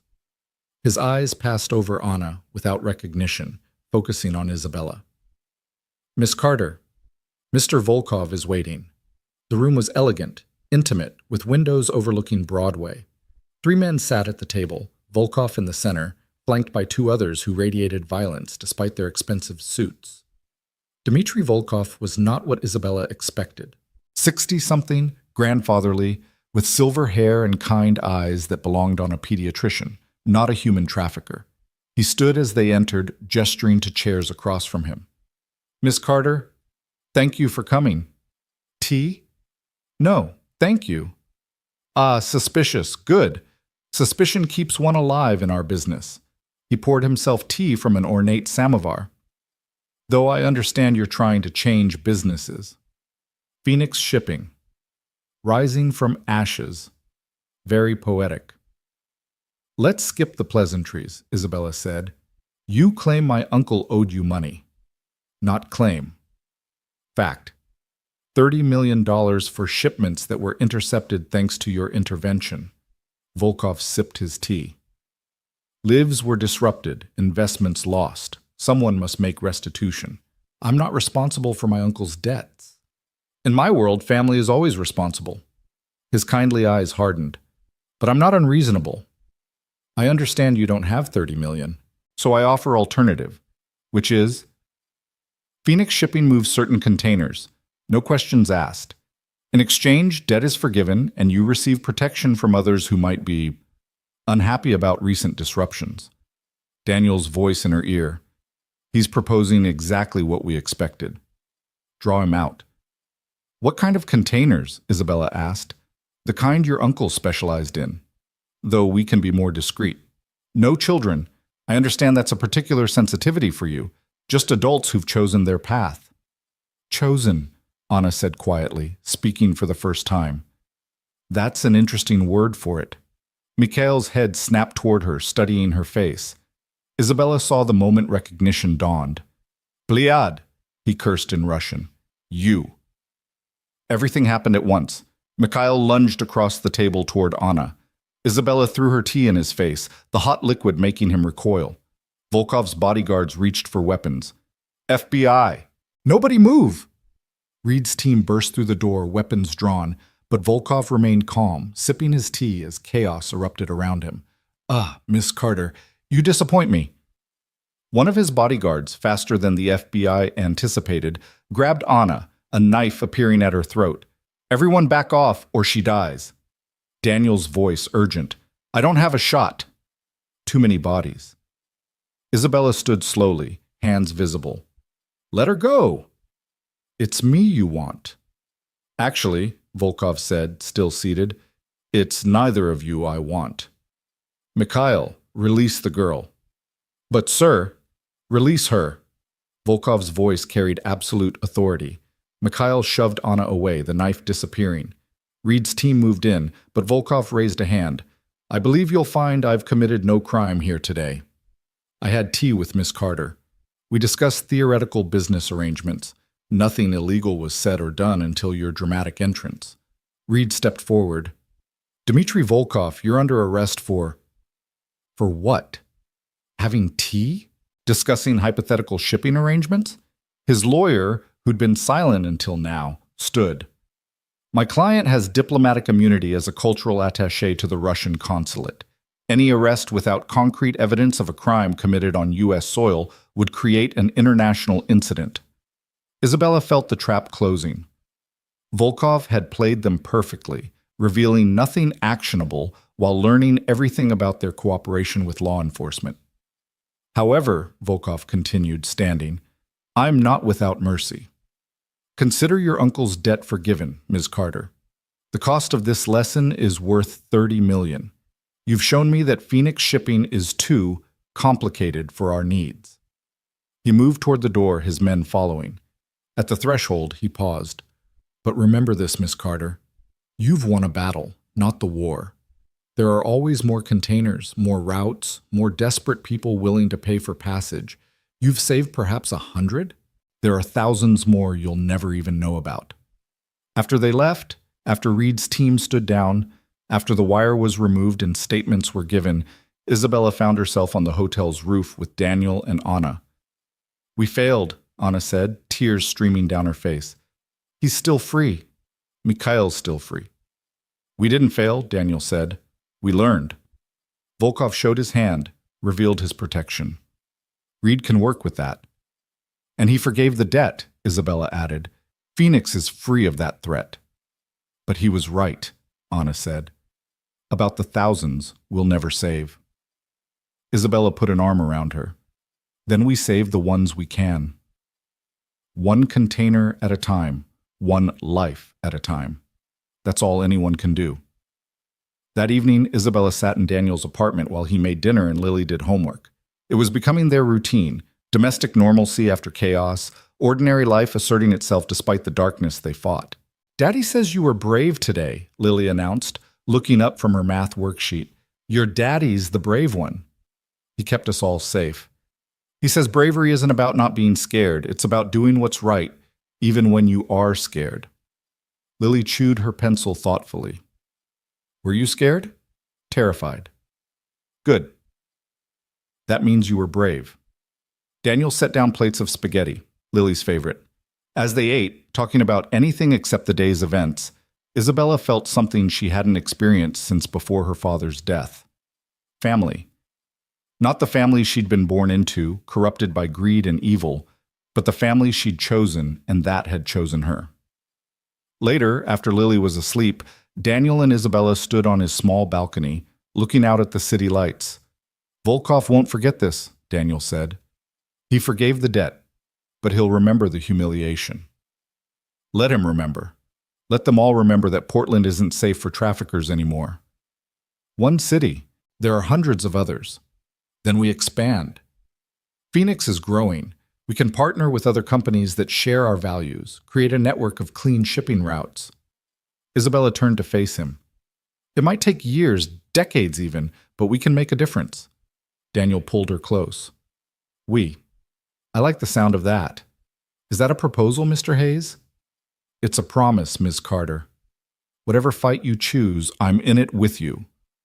The next morning brought unexpected news. Marcus had been attacked in federal prison, beaten badly enough to require hospitalization. The attackers were Russian, awaiting trial on unrelated charges. Volkov's message, Tommy said when he delivered the news. He can reach anyone, anywhere. But Isabella noticed something else in the report. Marcus had been protecting another inmate when the attack happened, a young man imprisoned for a nonviolent drug offense. He'd fought back, despite being outnumbered, and probably saved the younger man's life. Maybe there's hope for him yet, she said. Redemption's a long road, Daniel observed, but everyone deserves the chance to walk it. Phoenix shipping continued to grow. The clean reputation Isabella built attracted clients who'd grown wary of the corruption plaguing international shipping. Anna was promoted to head of security screening. Her traumatic expertise transformed into a shield protecting others. The other survivors found their own roles, their own ways of turning pain into purpose. 3 months after the Volkov incident, Agent Reed appeared at Phoenix's office with news. Mikhail Petrenko is dead, found in a warehouse in Seattle, execution style. Word is Volkov blamed him for the botched meeting with you. Isabella felt nothing. No satisfaction, no regret. And Volkov? Gone. Back to Russia, we think. His operation here is fragmenting, other groups fighting over territory.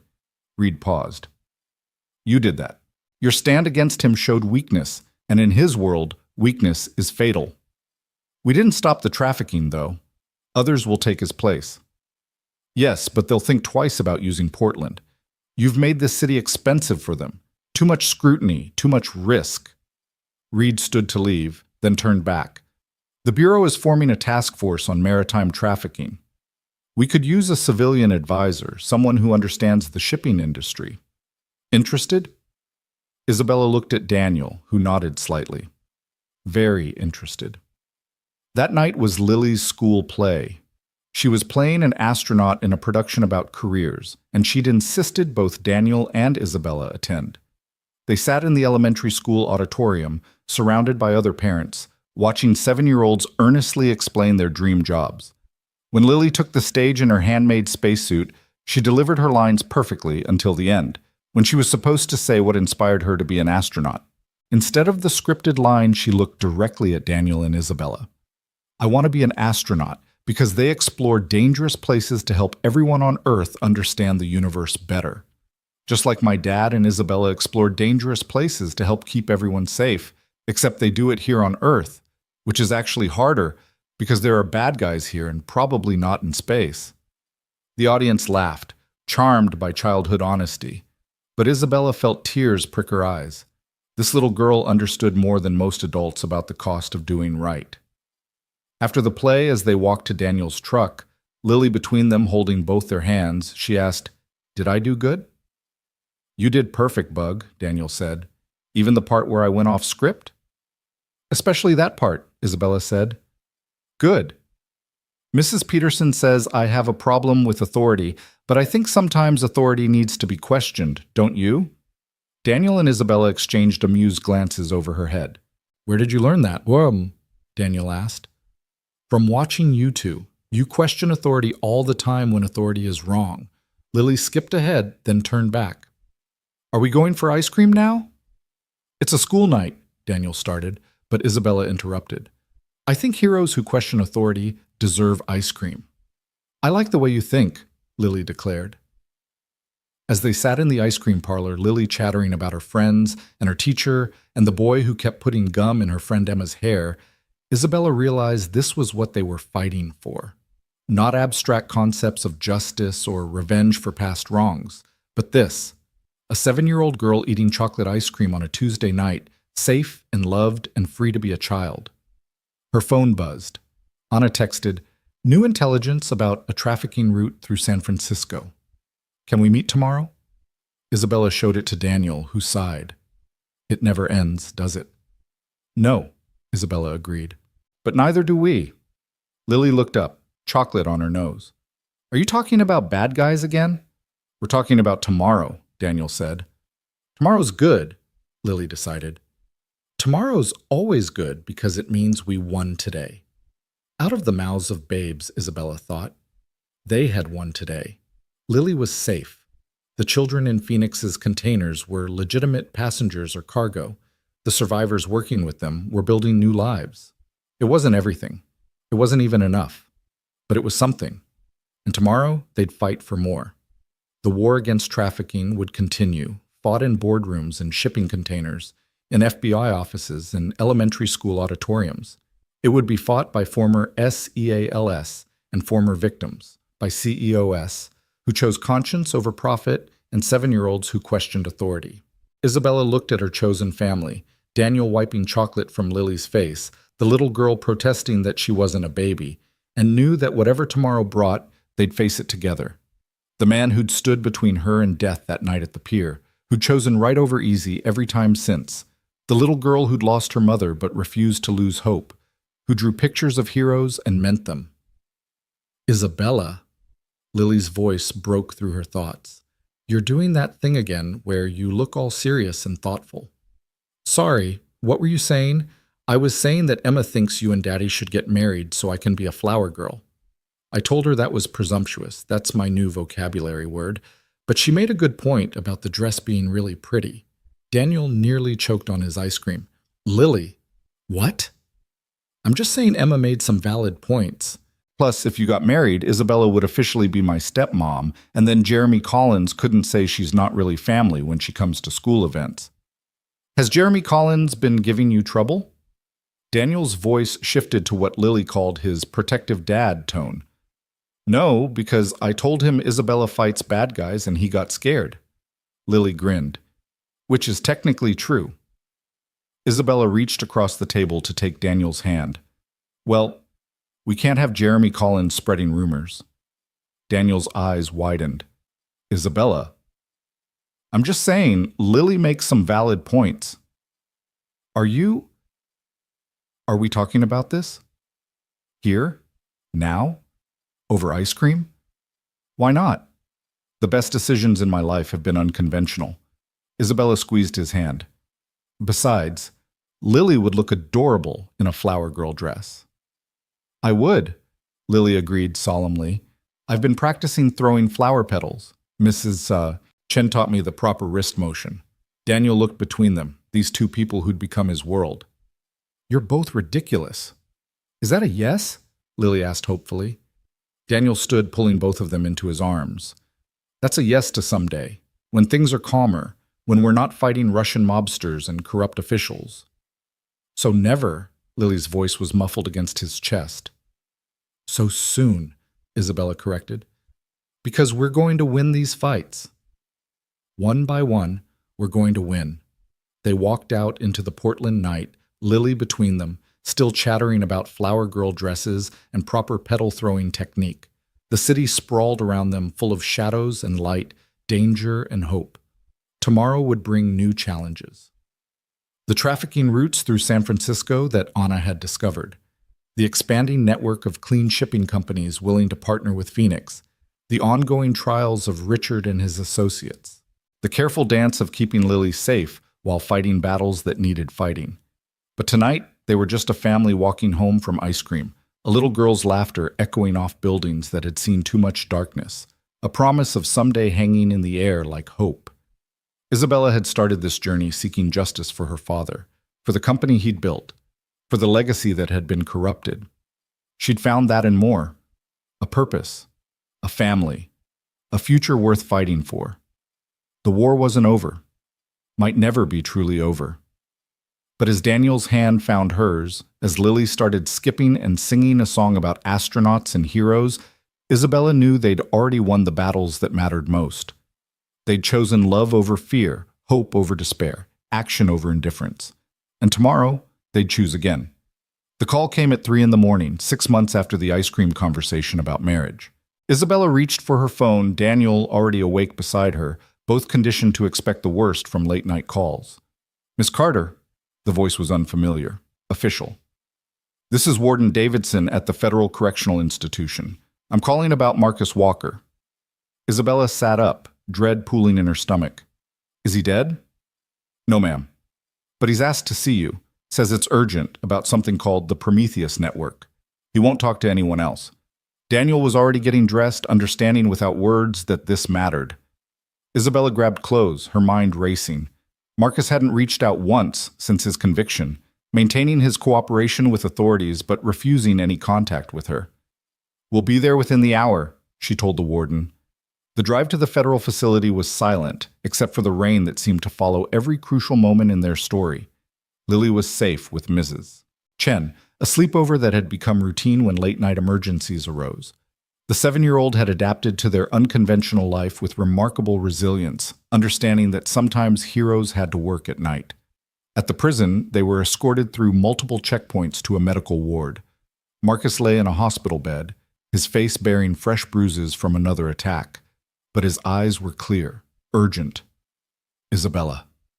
His voice was hoarse. Thank God you came. What's the Prometheus Network, Marcus? He looked at Daniel, then at the guard by the door. Can we have privacy?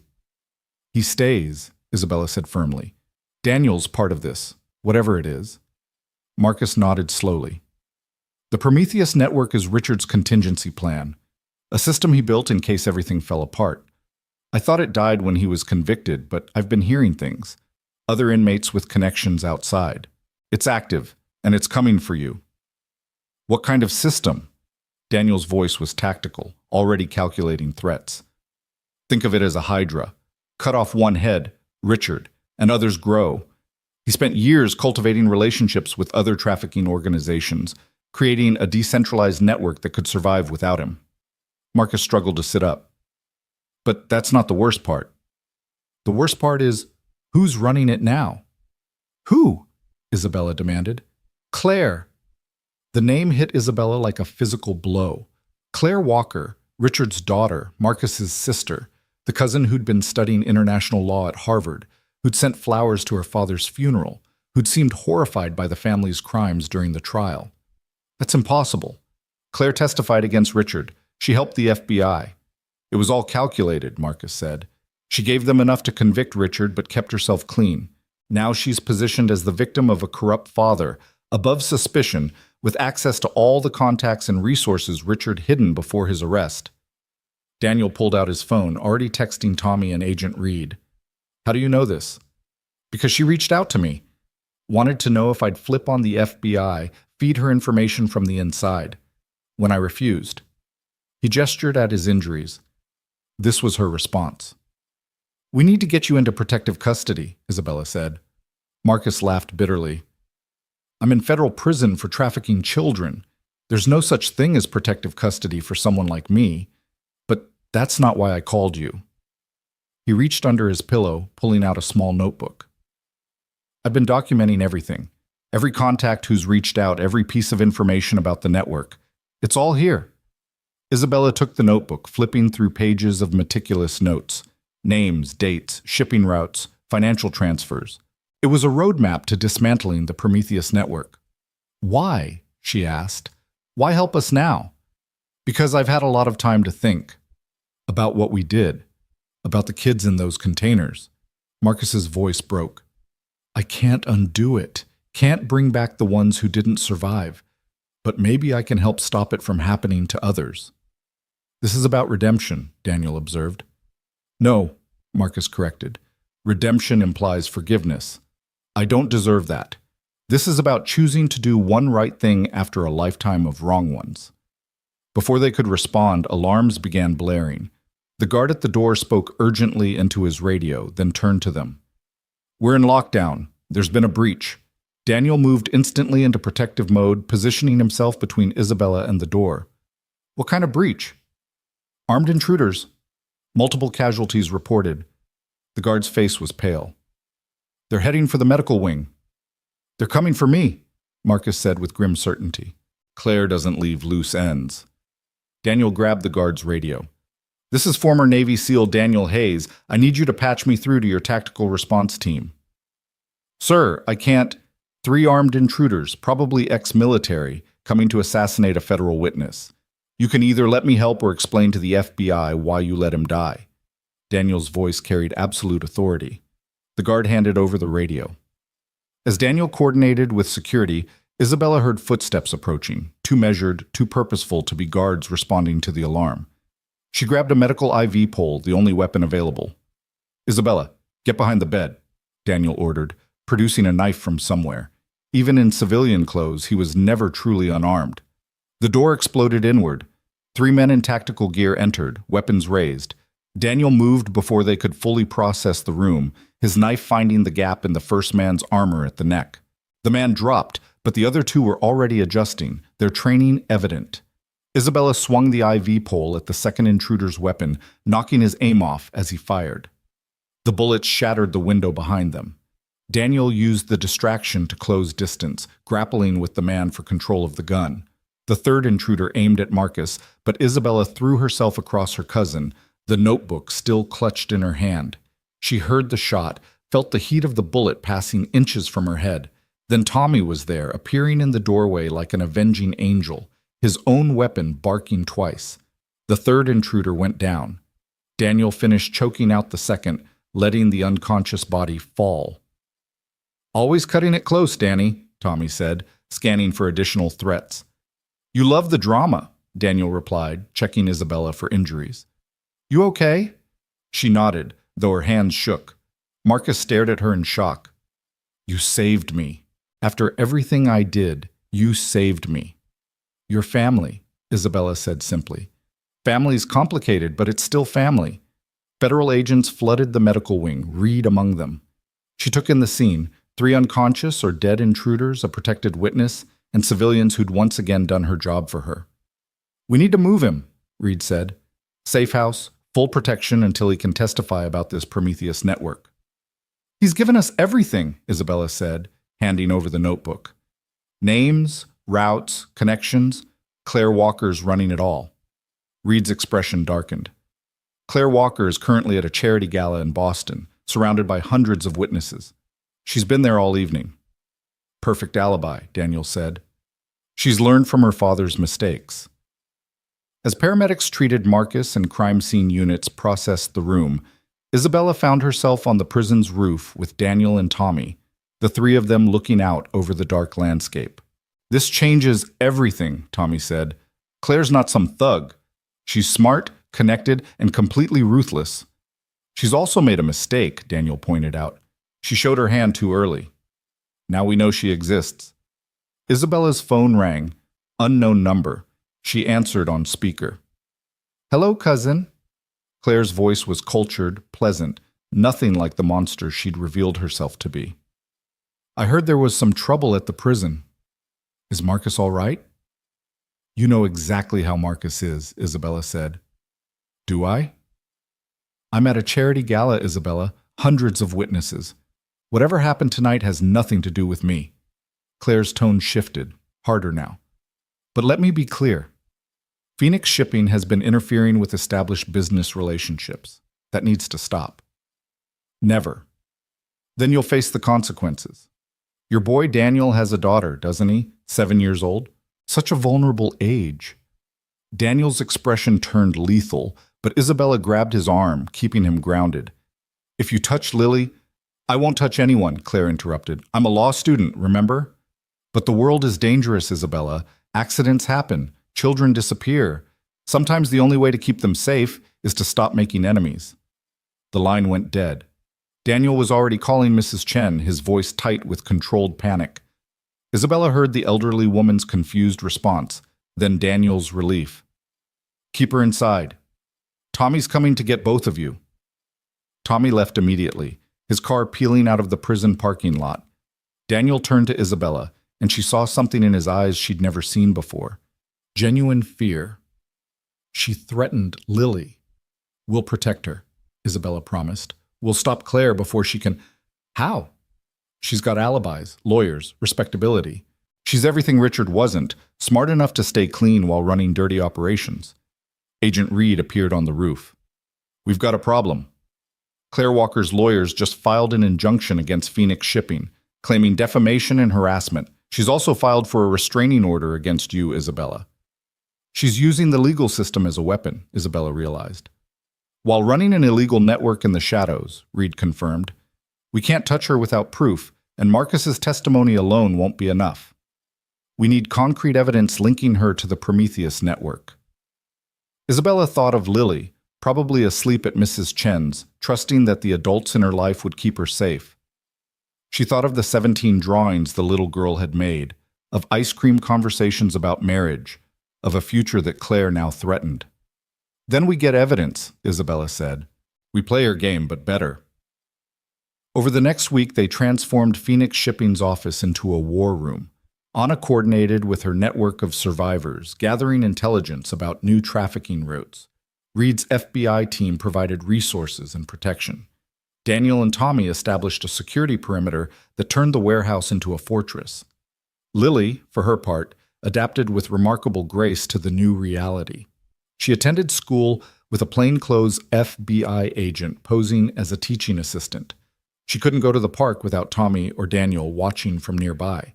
She accepted it all with the matter-of-fact resilience of a child who'd already lost one parent and refused to be broken by fear. Are we hiding from bad guys? She asked one evening as Daniel checked the locks for the 3rd time. We're being careful, he said. Because of the lady who called? The one who made you use your scary voice? Daniel knelt beside his daughter. Yes, but we're going to stop her. Good, because Emma invited me to her birthday party next month, and I already picked out a present. The breakthrough came from an unexpected source. Anna had been monitoring shipping manifests through their industry connections when she noticed an anomaly. A series of containers scheduled to move through Portland, all with paperwork that was technically correct, but followed patterns she recognized from her trafficking days. "Look at this," she told Isabella, highlighting routes on a digital map. "These containers are all scheduled for the same ship, but they're coming from different companies. Companies that didn't exist 6 months ago." "Shell corporations," Isabella said. "Claire's building a new network." But here's the interesting part. Anna pulled up financial records. The payments all route through a single bank in the Caymans. The same bank Richard used, but a different account, opened 2 weeks after his conviction. "That's our link," Daniel said. "We prove Claire controls that account. We prove she's running the network." "Easier said than done," Reed pointed out. "Cayman banks don't exactly cooperate with law enforcement." "No," Isabella agreed, "but they do cooperate with their biggest clients, and Phoenix Shipping just became very interested in offshore banking." The plan was dangerous in its simplicity. Isabella would travel to the Caymans, ostensibly to establish Phoenix's own offshore accounts. While there, she'd use her connections and reputation to get close to the bank's management, hopefully close enough to gather evidence about Claire's activities. "Absolutely not," Daniel said when she proposed it. "You're not going alone into Claire's financial territory." "I won't be alone." Reed's arranging diplomatic coverage. The FBI will have assets on the ground. The FBI had assets at the prison too. How'd that work out? "Daniel, Isabella took his hands. "We can't keep playing defense. Every day Claire's network operates, more people suffer, more kids end up in containers. I know, He pulled her close. "I can't lose you. Neither can Lily. You won't. Besides, I'll have my guardian angel watching over me, won't I?" "Always," he promised. 3 days later, Isabella stood in the opulent lobby of the Cayman International Bank, dressed in designer clothes that projected wealth and confidence. Behind her, a man in a casual business suit read a newspaper, one of Reed's agents, though you'd never know it. "Ms. Carter," the bank manager, William Thornton, greeted her warmly. "We're so pleased Phoenix Shipping is considering our services." "Well, after recent events in Portland, I've realized the importance of diversifying our financial infrastructure," Isabella said, playing the role of a CEO learning to be pragmatic. "Of course. The situation with your uncle was unfortunate." "Criminal," Isabella corrected, "which is why I'm here.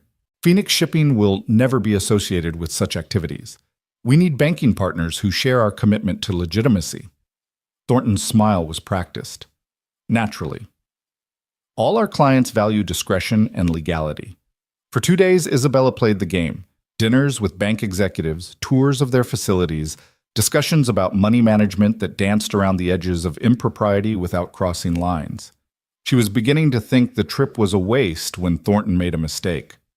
"You know," he said over drinks on the second evening, "your cousin was here just last week." Isabella kept her expression neutral. "Marcus? I thought he was in federal custody." No. "Claire. Lovely young woman, very sharp. She's establishing quite an impressive import-export business. I wasn't aware Claire was in business." Isabella sipped her wine carefully. "Last I heard she was finishing law school." "Oh, she is. But she's also very entrepreneurial, much like yourself, actually. Taking over after family difficulties, building something new from the ashes. I'd love to connect with her. Families should support each other in business, don't you think?" Thornton's eyes glinted. "I couldn't agree more. In fact, I believe there might be opportunities for collaboration between Phoenix Shipping and Claire's ventures." "What kind of ventures?" "Import/export, as I said. Specialty goods from Eastern Europe. Very profitable, very discreet." Isabella felt her phone vibrate. Daniel's emergency signal. She excused herself, stepping onto the restaurant's terrace to answer. "Lily's school just called." Daniel's voice was tight. "Someone tried to pick her up, claiming to be your assistant." The FBI agent intervened, but Claire's escalating. "I'm coming home." "No, we're okay. Lily's safe. But Isabella, Claire knows you're in the Caymans. She's going to assume you're getting close. Then I need to get closer faster. She returned to Thornton, who was just drunk enough to be careless. William, I've been thinking. If Claire and I were to collaborate, I'd need to understand her business model. Perhaps you could arrange an introduction to her financial structures. That would be irregular. Phoenix Shipping is prepared to move significant capital through your bank, hundreds of millions over the next year. But I need to know my potential partners are solid. Greed won over caution. Thornton stood, swaying slightly. Come, I'll show you something that might interest you. He led her back to the bank, using his executive access to enter after hours. In his office, he pulled up account information on his computer. Claire Walker's company, Prometheus Imports, has moved $40 million through our systems in 6 months. Clean money, properly documented, taxes paid. He scrolled through transactions, but the volume suggests significant backing, the kind of backing that values discretion above all. Isabella memorized the account numbers, the transaction patterns, the shell companies listed as partners. Her phone, recording in her pocket, captured Thornton's proud explanation of how the bank facilitated such movements while maintaining plausible deniability. It's quite elegant, he said. Your cousin has learned from her father's mistakes. Everything appears legitimate on the surface. But underneath? Thornton winked. Underneath is where the real money flows. Surely you understand that, Miss Carter. No one builds an empire entirely in the light. No, Isabella agreed. But some shadows are darker than others. She left the bank with enough evidence to establish the connection between Claire and the Prometheus network, but not enough to prove what was really being transported. For that, they'd need more. The flight back to Portland felt endless. Isabella listened to the recording repeatedly, analyzing every word, every implication. When she landed, Daniel was waiting at the airport with Tommy, both armed, both scanning for threats. Lily was her first word. Safe. Mrs. Chen took her to her sister's farm outside the city. FBI's watching, but it's better than keeping her in Portland. They drove straight to the FBI field office, where Reed waited with her team. Isabella played the recording, showed the photos she'd managed to take of Thornton's computer screen. It's good, Reed said, but not enough. We can prove Claire owns Prometheus Imports, but not what she's importing. Then we follow the containers, Isabella said. Anna identified the patterns. We know when they're arriving. We intercept them. If we move too early, Claire disappears. If we move too late, people die. Daniel studied the shipping manifests. There's another option. We let the containers through, but we track them. See where they go, who receives them. Build a complete picture of the network. That means letting potential victims stay in danger longer, Isabella protested. It means saving more in the long run, Daniel countered. Claire's smart.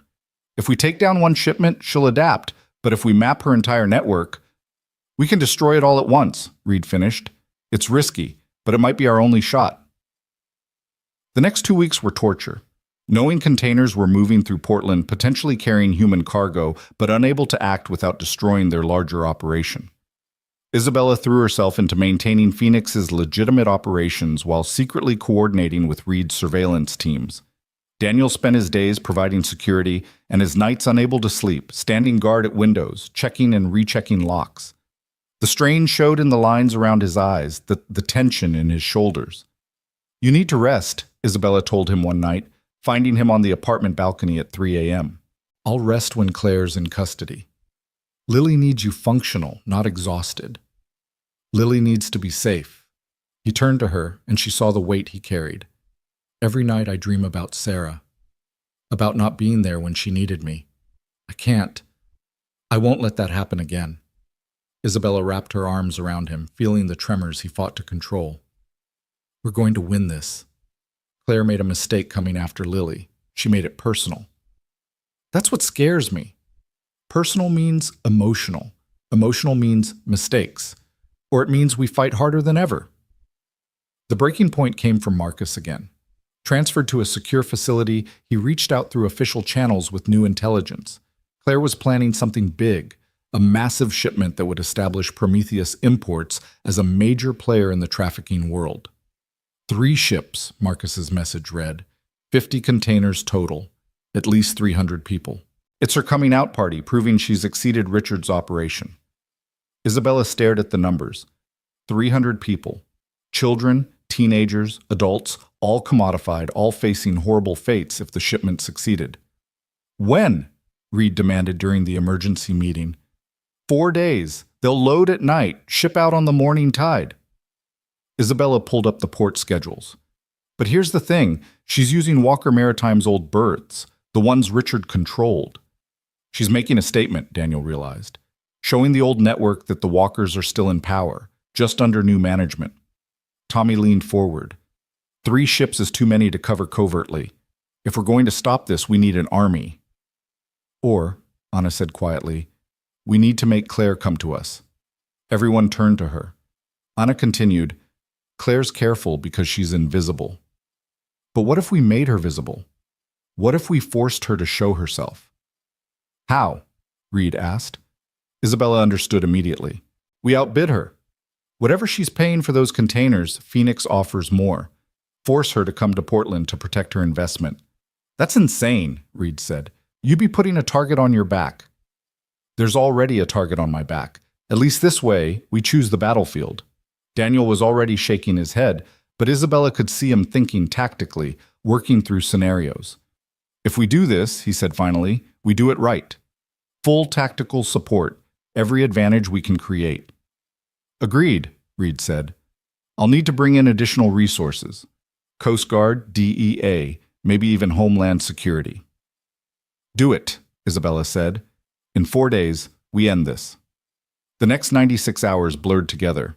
Isabella, working through intermediaries, made it known that Phoenix Shipping was willing to pay premium prices for special cargo, implying she'd decided to embrace her family's criminal legacy. The bait was too tempting for Claire to ignore. Sure enough, within 24 hours, Claire called. I heard you've had a change of heart about the family business. Her cousin's voice was amused. I've had a change of heart about profitability, Isabella replied. Phoenix needs resources to grow. If that means moving special containers, so be it. How pragmatic. Richard would be proud. Richard's in prison. I'm interested in the future, not the past. Then let's discuss the future. Face to face. Tomorrow night, Pier 19. Come alone. I'll be there. After hanging up, Isabella turned to the assembled team. She took the bait. It's a trap, Daniel said immediately. Of course it's a trap, but so is ours. They spent the remaining time preparing. Reed positioned agents throughout the port. Tommy coordinated with his military contacts, bringing in off-the-book support. Anna worked with her network, ensuring they'd have eyes on every container, every ship. Daniel focused on protecting Isabella, creating layers of security that would be invisible until needed. He also made a call Isabella didn't expect. Who was that? She asked. Lily. I needed to hear her voice. What did you tell her? That tomorrow night, we're going to finish fighting the bad guys. That after tomorrow, she can come home. You promised her? I promised her I'd try. She said that was enough.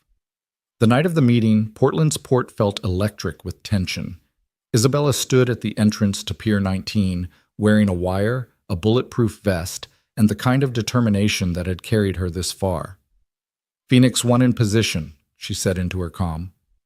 Overwatch confirmed, Daniel's voice responded. He was positioned on a container crane with a sniper rifle, their old battlefield roles reversed. Tactical team standing by, Reed added. Isabella walked onto the pier. The 3 ships loomed in their berths, already being loaded with containers. She could see workers moving, forklifts operating, the machinery of trafficking disguised as legitimate commerce. Claire emerged from between containers, dressed in an elegant business suit that belonged in a boardroom, not a darkened pier. She wasn't alone. 6 men flanked her, all armed, all professional. Cousin, Claire said warmly, I'm so glad you've come to your senses. I've come to understand reality, Isabella replied. Phoenix Shipping needs to grow. You need legitimate transport. We can help each other. Can we? Because I heard you were in the Caymans recently, asking questions about my finances. I was establishing my own offshore accounts, though I did hear about your impressive operation. Claire smiled, but it didn't reach her eyes. You were always a terrible liar, Isabella. Just like your father. The words hung between them. Isabella felt the tension ratchet higher, knew the moment was approaching when pretense would fall away. My father was a good man, Isabella said. Your father was weak. He discovered our operation and threatened to destroy it all for principles, for morality. Claire laughed. Where did that morality get him? A grave. While Richard and I built an empire. You killed him. You and Richard. Richard killed him. I just made sure he wouldn't be caught. The poison was elegant, undetectable unless you knew exactly what to look for. Claire stepped closer. Just like the poison I had put in Lily Hayes's juice box this morning. Isabella's blood froze. Daniel's voice exploded in her ear, but Claire raised a hand. Relax, she hasn't drunk it yet. It's timed for lunch tomorrow. A tragedy, young girl dies of allergic reaction at school. Unless what? Unless you sign Phoenix Shipping over to me. Right now, I have the papers prepared. You sign Little Lily Lives. You refuse. Isabella heard Daniel moving, abandoning his position. She had seconds before everything exploded into violence. You're lying, Isabella said. Lily's not at school. She's protected. Claire's smile widened. Emma Chen's birthday party. The one Lily insisted on attending despite the danger. Children are so predictable. Horror washed over Isabella. Lily had gone to the party just for an hour with FBI protection. But if Claire had gotten to the juice boxes in advance... Tactical teams, move in, Reed's voice commanded. But Claire was already moving, her men forming a protective wall as she retreated toward a waiting boat. Gunfire erupted across the pier. Isabella dove behind a container as bullets sparked off steel around her. Daniel, get to Lily, she shouted into her comm. Tommy's already en route, Reed responded. Isabella, get to cover. But Isabella wasn't interested in cover. She was interested in Claire. Her cousin was escaping, heading for the boat that would take her to international waters. Without thinking, Isabella ran after her. She tackled Claire just as she reached the boat's edge.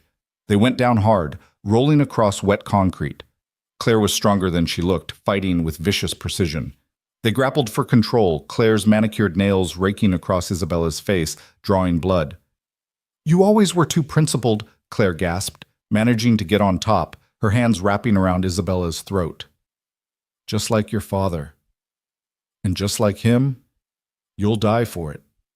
Isabella's vision started to gray, but then Claire's weight was gone. Daniel had arrived, pulling Claire off and restraining her with zip ties in seconds. Lily! Isabella gasped. Safe! Tommy got there. The juice boxes were clean. She was bluffing. Claire laughed from where she lay restrained. Was I? Are you sure? How many juice boxes in that school? How many children? The implication hit them all at once. It might not be Lily, but Claire might have poisoned someone. A random child, as an example. All units, we need hazmat at Madison Elementary immediately, Reed commanded. Full evacuation, treat all food products as potentially contaminated. But Anna's voice cut through the chaos. Wait. I've been monitoring the school's security cameras through the FBI feed. No one's accessed the cafeteria outside of normal staff in the last week. You're sure? Reed demanded. Positive. Claire's bluffing. It's psychological warfare, nothing more. Isabella stood slowly, looking down at her cousin. You're done, Claire. The network, the trafficking, all of it. Am I? Claire smiled even while restrained. You've caught me, but the Prometheus network is bigger than one person. Cut off one head. And others grow back, Isabella finished, except we've mapped them all. Every contact, every route, every collaborator. Your entire network is being rolled up as we speak. As if to emphasize her point, the sound of helicopters filled the air. Coast Guard, FBI, DEA, all converging on the 3 ships. The containers would be opened, the victims freed, the network destroyed. Claire's composure finally cracked. You can't. Do you have any idea who you're challenging? The people who will come after you? Let them come, Daniel said. We've gotten pretty good at stopping monsters. The courtroom was packed for Claire Walker's sentencing, 6 months after her arrest at Pier 19. Isabella sat in the gallery between Daniel and Anna, watching her cousin maintain that same cold composure even as the judge read a litany of charges that would put her away for life. Behind them, dozens of survivors filled the benches, their presence a silent testament to the scope of Claire's crimes. On the 47 counts of human trafficking, I sentence you to life in federal prison without the possibility of parole, the judge declared. On the 12 counts of conspiracy to commit murder, including the murder of James Carter, Isabella felt Daniel's hand find hers as her father's name was spoken in court. The investigation had finally proven what Marcus had revealed. Claire had been the architect of her father's murder, the one who'd sourced the undetectable poison while Richard provided the opportunity. Claire stood as the bailiffs approached with shackles. For a moment her eyes met Isabella's across the courtroom. "This isn't over," she mouthed silently. Then she was gone, led away to join her father in federal prison, the Walker criminal empire finally destroyed, or so everyone believed. Outside the courthouse, reporters swarmed. Isabella had prepared a statement, but before she could speak, a small hand tugged at her jacket. "Isabella, can we go home now?" Lily asked. The 8-year-old had insisted on coming, saying she needed to see the bad lady go to jail. "Daddy promised we could have pizza after." "Of course, sweetheart," Isabella said, abandoning the reporters without a second thought. As they walked to Daniel's truck, Tommy fell into step beside them, ever watchful even though the primary threat was supposedly gone. "You see that man in the gray suit?" he said quietly. "Third time I've spotted him this week." Daniel glanced casually in the indicated direction. A middle-aged man in an expensive suit stood by a black sedan, apparently talking on his phone, but his eyes tracked their movement. "Government?" Daniel asked. "Wrong posture for FBI, maybe State Department." Their answer came that evening. As they sat in Daniel's apartment, Lily doing homework while the adults reviewed Phoenix Shipping's latest legitimate contracts, there was a knock at the door. Daniel checked the security camera, then frowned. "It's that man from the courthouse." He opened the door carefully, ready for anything. The man in the gray suit stood there, holding official credentials. "Mr. Hayes, Miss Carter, I'm Director James Mitchell from the State Department's Office of International Criminal Justice. May I come in?" They exchanged glances, then Daniel stepped aside. Mitchell entered, his eyes taking in everything. The comfortable domesticity, Lily's homework spread on the coffee table, the subtle security measures. "Ms. Hayes," he said to Lily with a gentle smile, "would you mind if I spoke with your father and Miss Carter privately?" "Are you a bad guy?" Lily asked directly. "I hope not. I try to catch bad guys just like your father." Lily studied him with those serious eyes, then gathered her homework. "I'll be in my room. But if you upset my dad or Isabella, I know where Daddy keeps the pepper spray." After she left, Mitchell's demeanor shifted to all business. The Prometheus network extended far beyond Portland. Claire Walker's arrest has created a power vacuum in international trafficking circles. "Good," Isabella said. "Not entirely. When power vacuums occur, they're filled by something worse. We're already seeing Eastern European syndicates moving to claim the West Coast routes. Mexican cartels are expanding northward. The fragmentation is creating chaos, and in that chaos, more people are suffering." "What does that have to do with us?" Daniel asked, though his expression suggested he already knew. "Phoenix Shipping has developed a reputation. You're known as incorruptible, with proven ability to identify and stop trafficking operations. The State Department wants to formalize that relationship." Mitchell pulled out a folder, sliding it across to Isabella. "We want Phoenix to become part of an international anti-trafficking initiative. You'd maintain your legitimate shipping business, but you'd also work with us to monitor and intercept suspicious cargo globally." "You want us to be spies," Daniel said flatly. "I want you to be what you already are, protectors, but with resources, backing, and international authority." Isabella opened the folder, scanning the proposal. It was comprehensive. Funding, diplomatic protection, access to international law enforcement databases, everything they'd need to expand their fight beyond Portland. "This is dangerous," she said. "We'd be making enemies of every trafficking organization in the world." "You already have. The only question is whether you'll fight them with our support or alone." "We need time to consider," Daniel started. "There isn't time."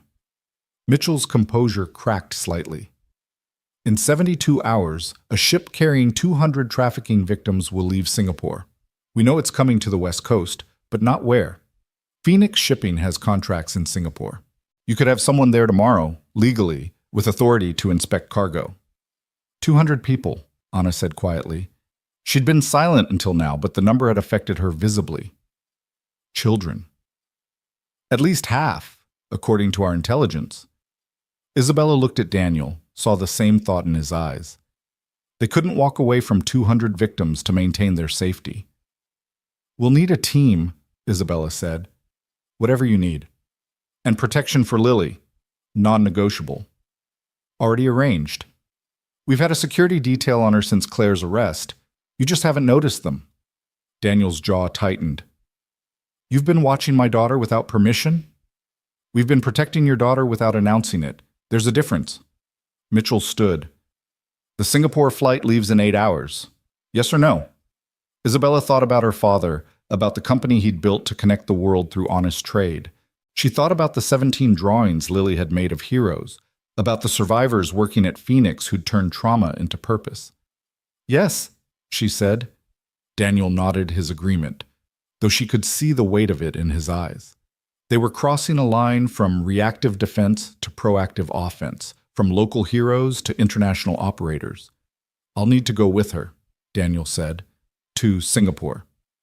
What about Lily?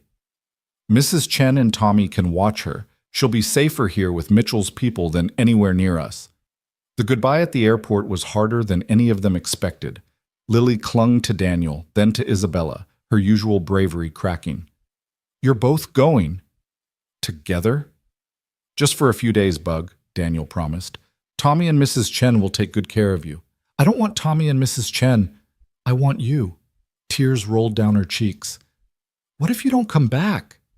Like Mommy didn't come back? Isabella knelt beside her, pulling the little girl into a fierce hug. We're coming back. Both of us. I promise. You can't promise that. Bad things happen even when people promise. Lily's voice was muffled against Isabella's shoulder. You're right, Daniel said, joining the embrace. We can't promise nothing bad will happen, but we can promise to fight as hard as possible to come home. And we can promise that you're the reason we fight. Tommy lifted Lily onto his shoulders, trying to lighten the moment. Besides, kiddo, you're stuck with me for 3 days. I'm going to teach you all my best moves. The legal ones, right? Daniel said with mock sternness. Mostly legal, Tommy grinned. As their plane lifted off, Isabella saw Daniel watching the ground fall away, his hand gripping the armrest. She covered his hand with hers. She'll be okay. I know, it's just, this is the first time I've left her since Sarah died. I promised myself I'd always be there. You are always there. Even when you're physically distant, you're the voice in her head telling her to be brave, to be kind, to fight for what's right. The flight to Singapore felt endless despite being direct. They used the time to study Mitchell's intelligence files. The ship in question was registered to a shell company that traced back through 7 jurisdictions before disappearing into the void. But the loading patterns, the personnel involved, the route planned, everything screamed human trafficking. The manifest says agricultural equipment, Isabella noted. Same cover story Richard used. These organizations aren't creative, Daniel observed. They find what works and repeat it until someone stops them. Singapore's port was a marvel of efficiency, handling more cargo than almost anywhere else on Earth. Their Phoenix shipping credentials got them through security, and Mitchell's contacts provided additional access. The ship, Eastern Promise, sat at berth 15, a rust-stained cargo vessel that had seen better decades. Containers were being loaded by crews that moved too quickly, too nervously. They know we're here, Daniel said, observing from their position in a port control tower. Look at their body language. He was right. The loading crew kept glancing around, their movements jerky with paranoia. Someone leaked our arrival, Isabella realized. Before Daniel could respond, his phone buzzed. A message from an unknown number with a photo attachment. The image showed Lily at school in Portland, taken from distance with a telephoto lens. The message read, "Inspect the ship and she disappears." Daniel went very still, the kind of stillness that preceded violence. Isabella grabbed his arm. It's a bluff. Mitchell's people are watching her. Are they? Or is Mitchell playing his own game? Daniel was already calling Tommy. "Everything's fine here, Danny," Tommy answered immediately. "Lily's at school, I'm outside, and I count 3 of Mitchell's people in positions. No threats." "Someone just sent a photo of her." "Recent." "On it." Tommy's voice shifted to operational mode. "I'm pulling her out now. We'll go dark until you're back." Isabella made a decision. "We inspect the ship anyway." "Isabella, if we back down now, they'll know threatening Lily works. They'll do it every time." She met his eyes. "We have to show them that threatening her only makes us more dangerous, not less." Daniel struggled with it, torn between father and operator, protector and warrior. Finally, he nodded. "But we do this fast." In and out. They approached the Eastern Promise with a small team of Singapore port security who'd been briefed by Mitchell's contacts. The ship's captain, a weather-beaten Romanian, met them at the gangway.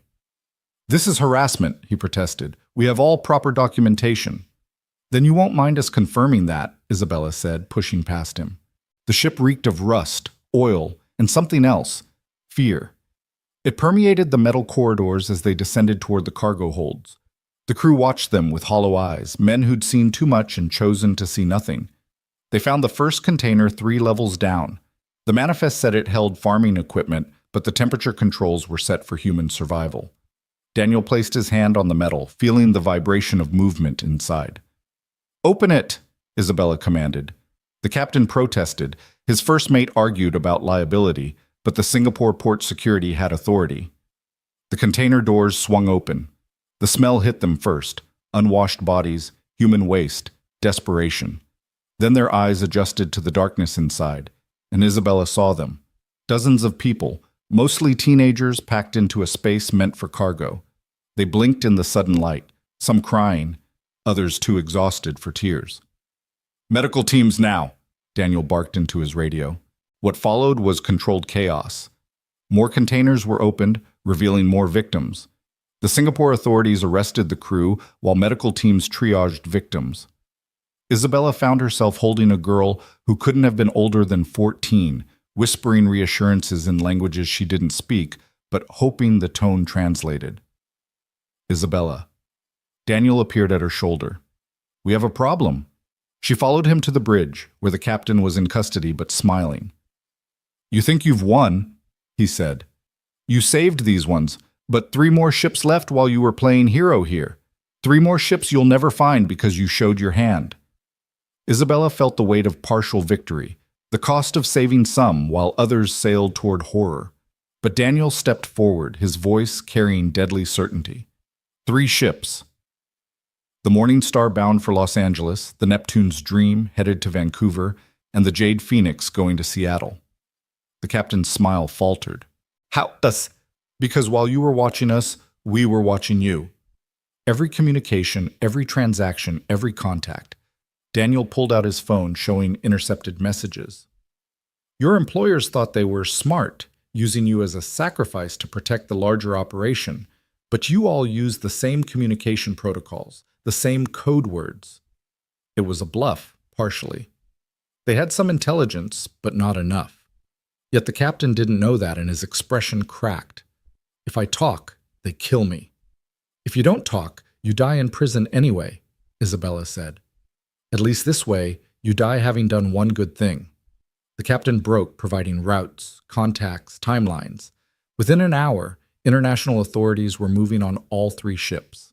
It wasn't perfect. One ship would dump its human cargo and claim innocence, but 2 were intercepted. Another 400 people saved.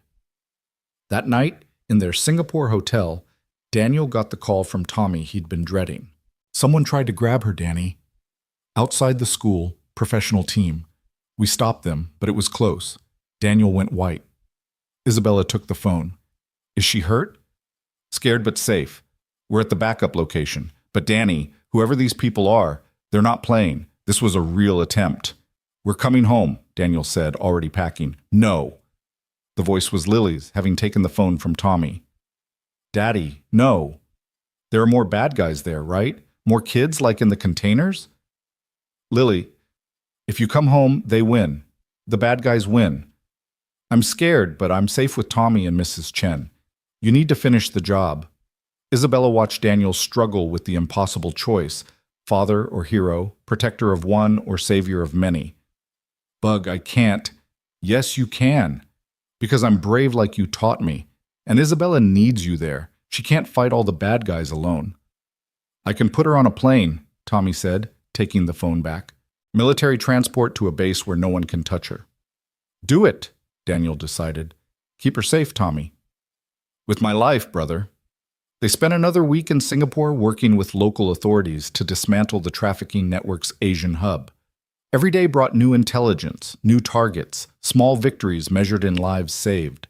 But every night, Daniel stood by the window looking west toward Portland, toward his daughter. She's strong, Isabella said one night, joining him. She shouldn't have to be. She's 8 years old. She should be worried about homework and friends, not whether her father will come home. But she understands why you do this. That little girl understands heroism better than most adults. Understanding doesn't make it easier for her. No, Isabella agreed, but it makes it meaningful. Their phone rang. Mitchell. We have a situation.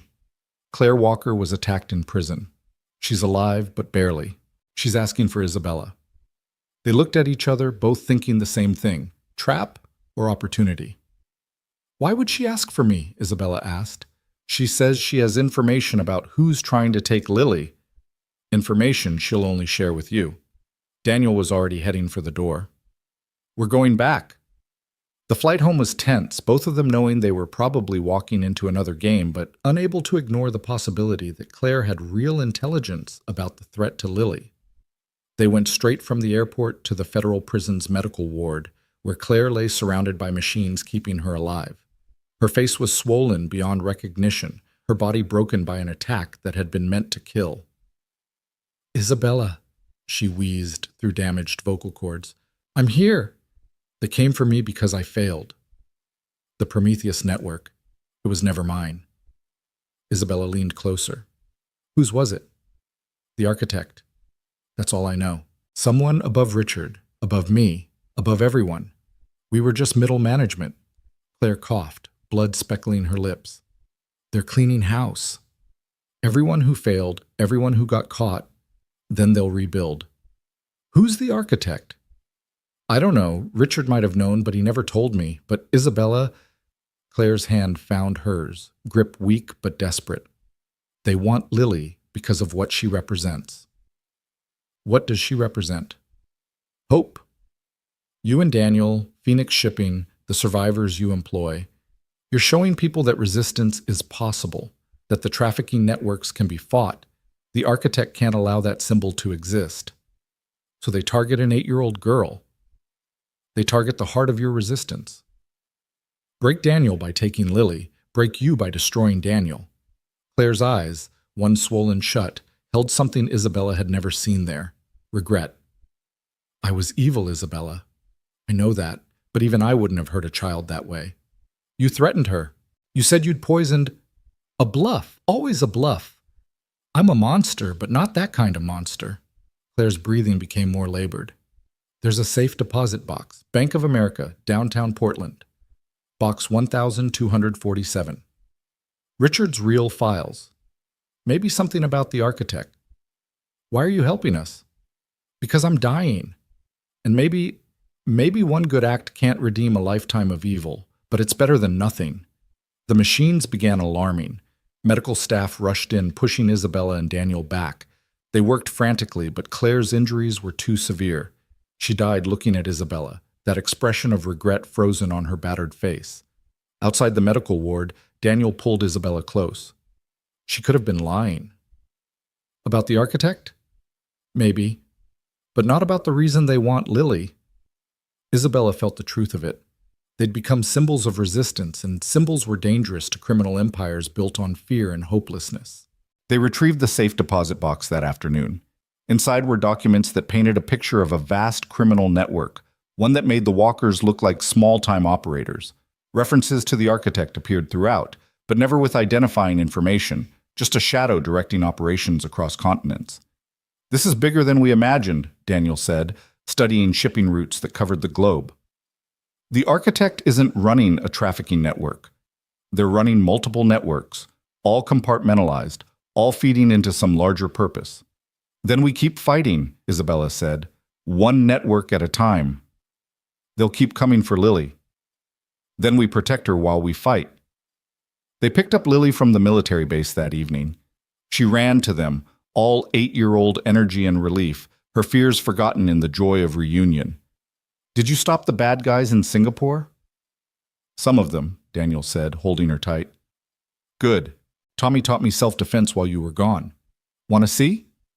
She demonstrated a series of moves that were more enthusiasm than technique, but her determination was clear. This little girl who'd lost her mother, who'd been threatened by criminals, who'd spent a week in protective custody, was unbroken. Very fierce, Isabella said. No bad guy stands a chance. That night, they held a war council at Phoenix Shipping's office. Tommy, Anna, Reed, Mitchell, and a handful of others who'd become part of their extended network. The wall was covered with maps, photos, shipping routes, a visual representation of the enemy they faced. The architect is real, Mitchell confirmed. We've been tracking references for years but could never confirm existence. If Claire was telling the truth, this is the first real lead we've had. So we follow it, Isabella said. We use Phoenix Shipping to monitor routes, identify patterns, build a picture of the architect's operations. That makes Phoenix a target, Reed pointed out. More than it already is. Then we become a harder target, Daniel said. We expand security, create redundancies, make ourselves too expensive to attack directly. Anna had been quiet, studying the documents from Richard's safe deposit box. Suddenly she gasped. This routing code. I've seen it before. Everyone turned to her. When I was trafficked, they gave us numbers. Mine was RH447. I thought it was random, but look. She pointed to shipping manifests. Every container with human cargo has a similar code. It's not random. It's a classification system. They're categorizing people, Isabella realized with horror. Like inventory. More than that, Anna continued, her analytical mind working through the pattern. These codes indicate destination, purpose, even pricing. The architect isn't just trafficking people, they're running a global human inventory system. The room fell silent as the implications sank in. This wasn't crime, it was industrialized evil. Then we destroy the system, Daniel said quietly. Every piece of it. That could take years, Mitchell warned.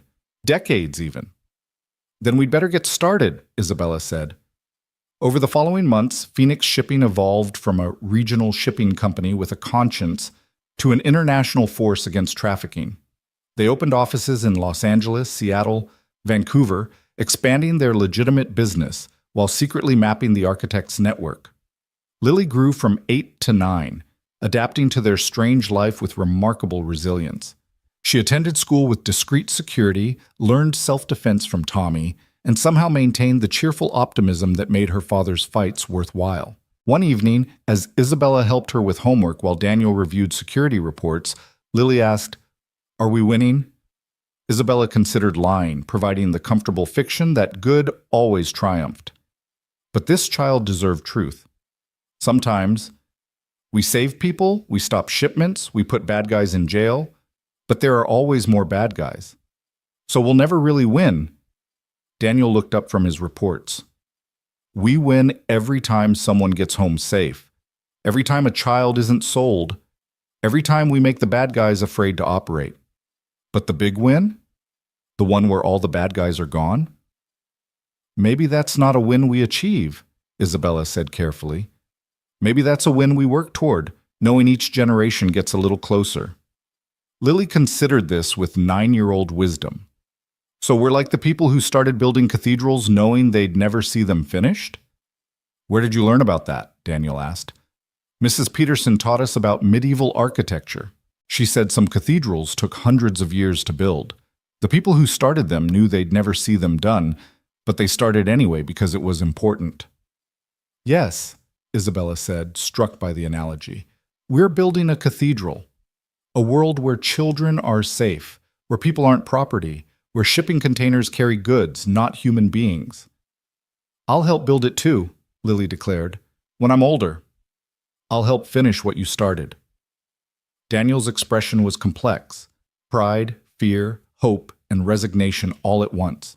His daughter was choosing to inherit their fight, and he couldn't decide if that was victory or tragedy. That night, after Lily was asleep, they received intelligence that changed everything. Anna had been analyzing patterns in the architect's network when she found an anomaly. There's a shipment coming, but it's different. The coding, the route, the security, it's all maximum priority. What kind of cargo? Daniel asked. Anna's face was pale. According to this, it's the architect themselves. They're coming to Portland. Isabella stared at the screen.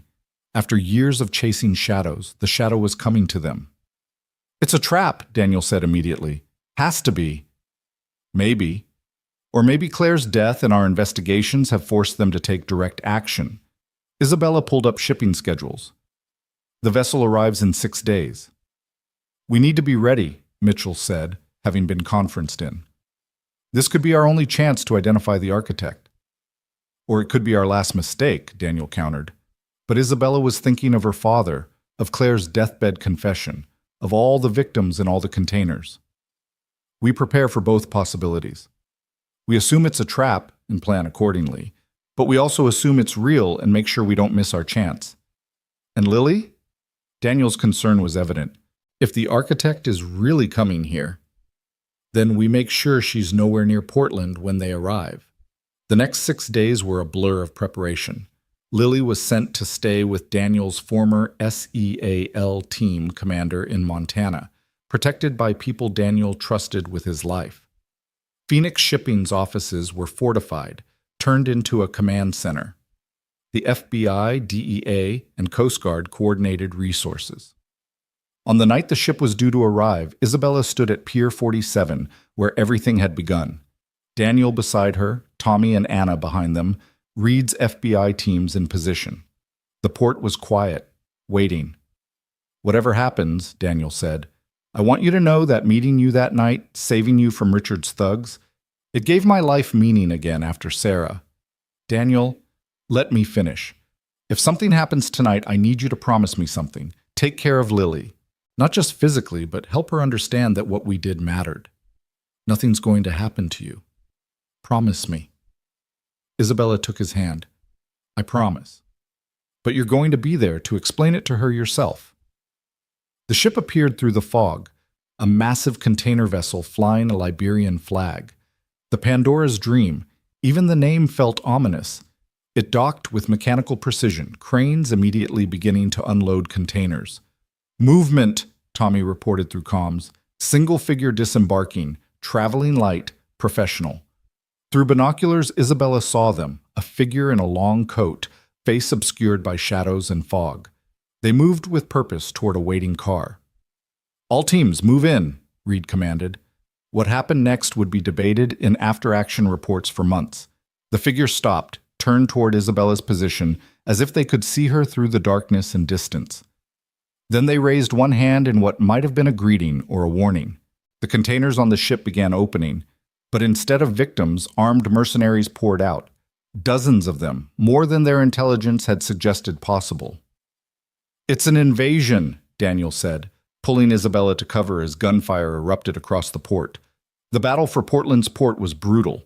FBI agents engaged mercenaries in running firefights between container stacks. Coast Guard vessels exchanged fire with hidden gun positions on the ship. The port became a war zone. But through it all, the figure in the coat walked calmly toward Isabella's position, untouched by the chaos they'd unleashed.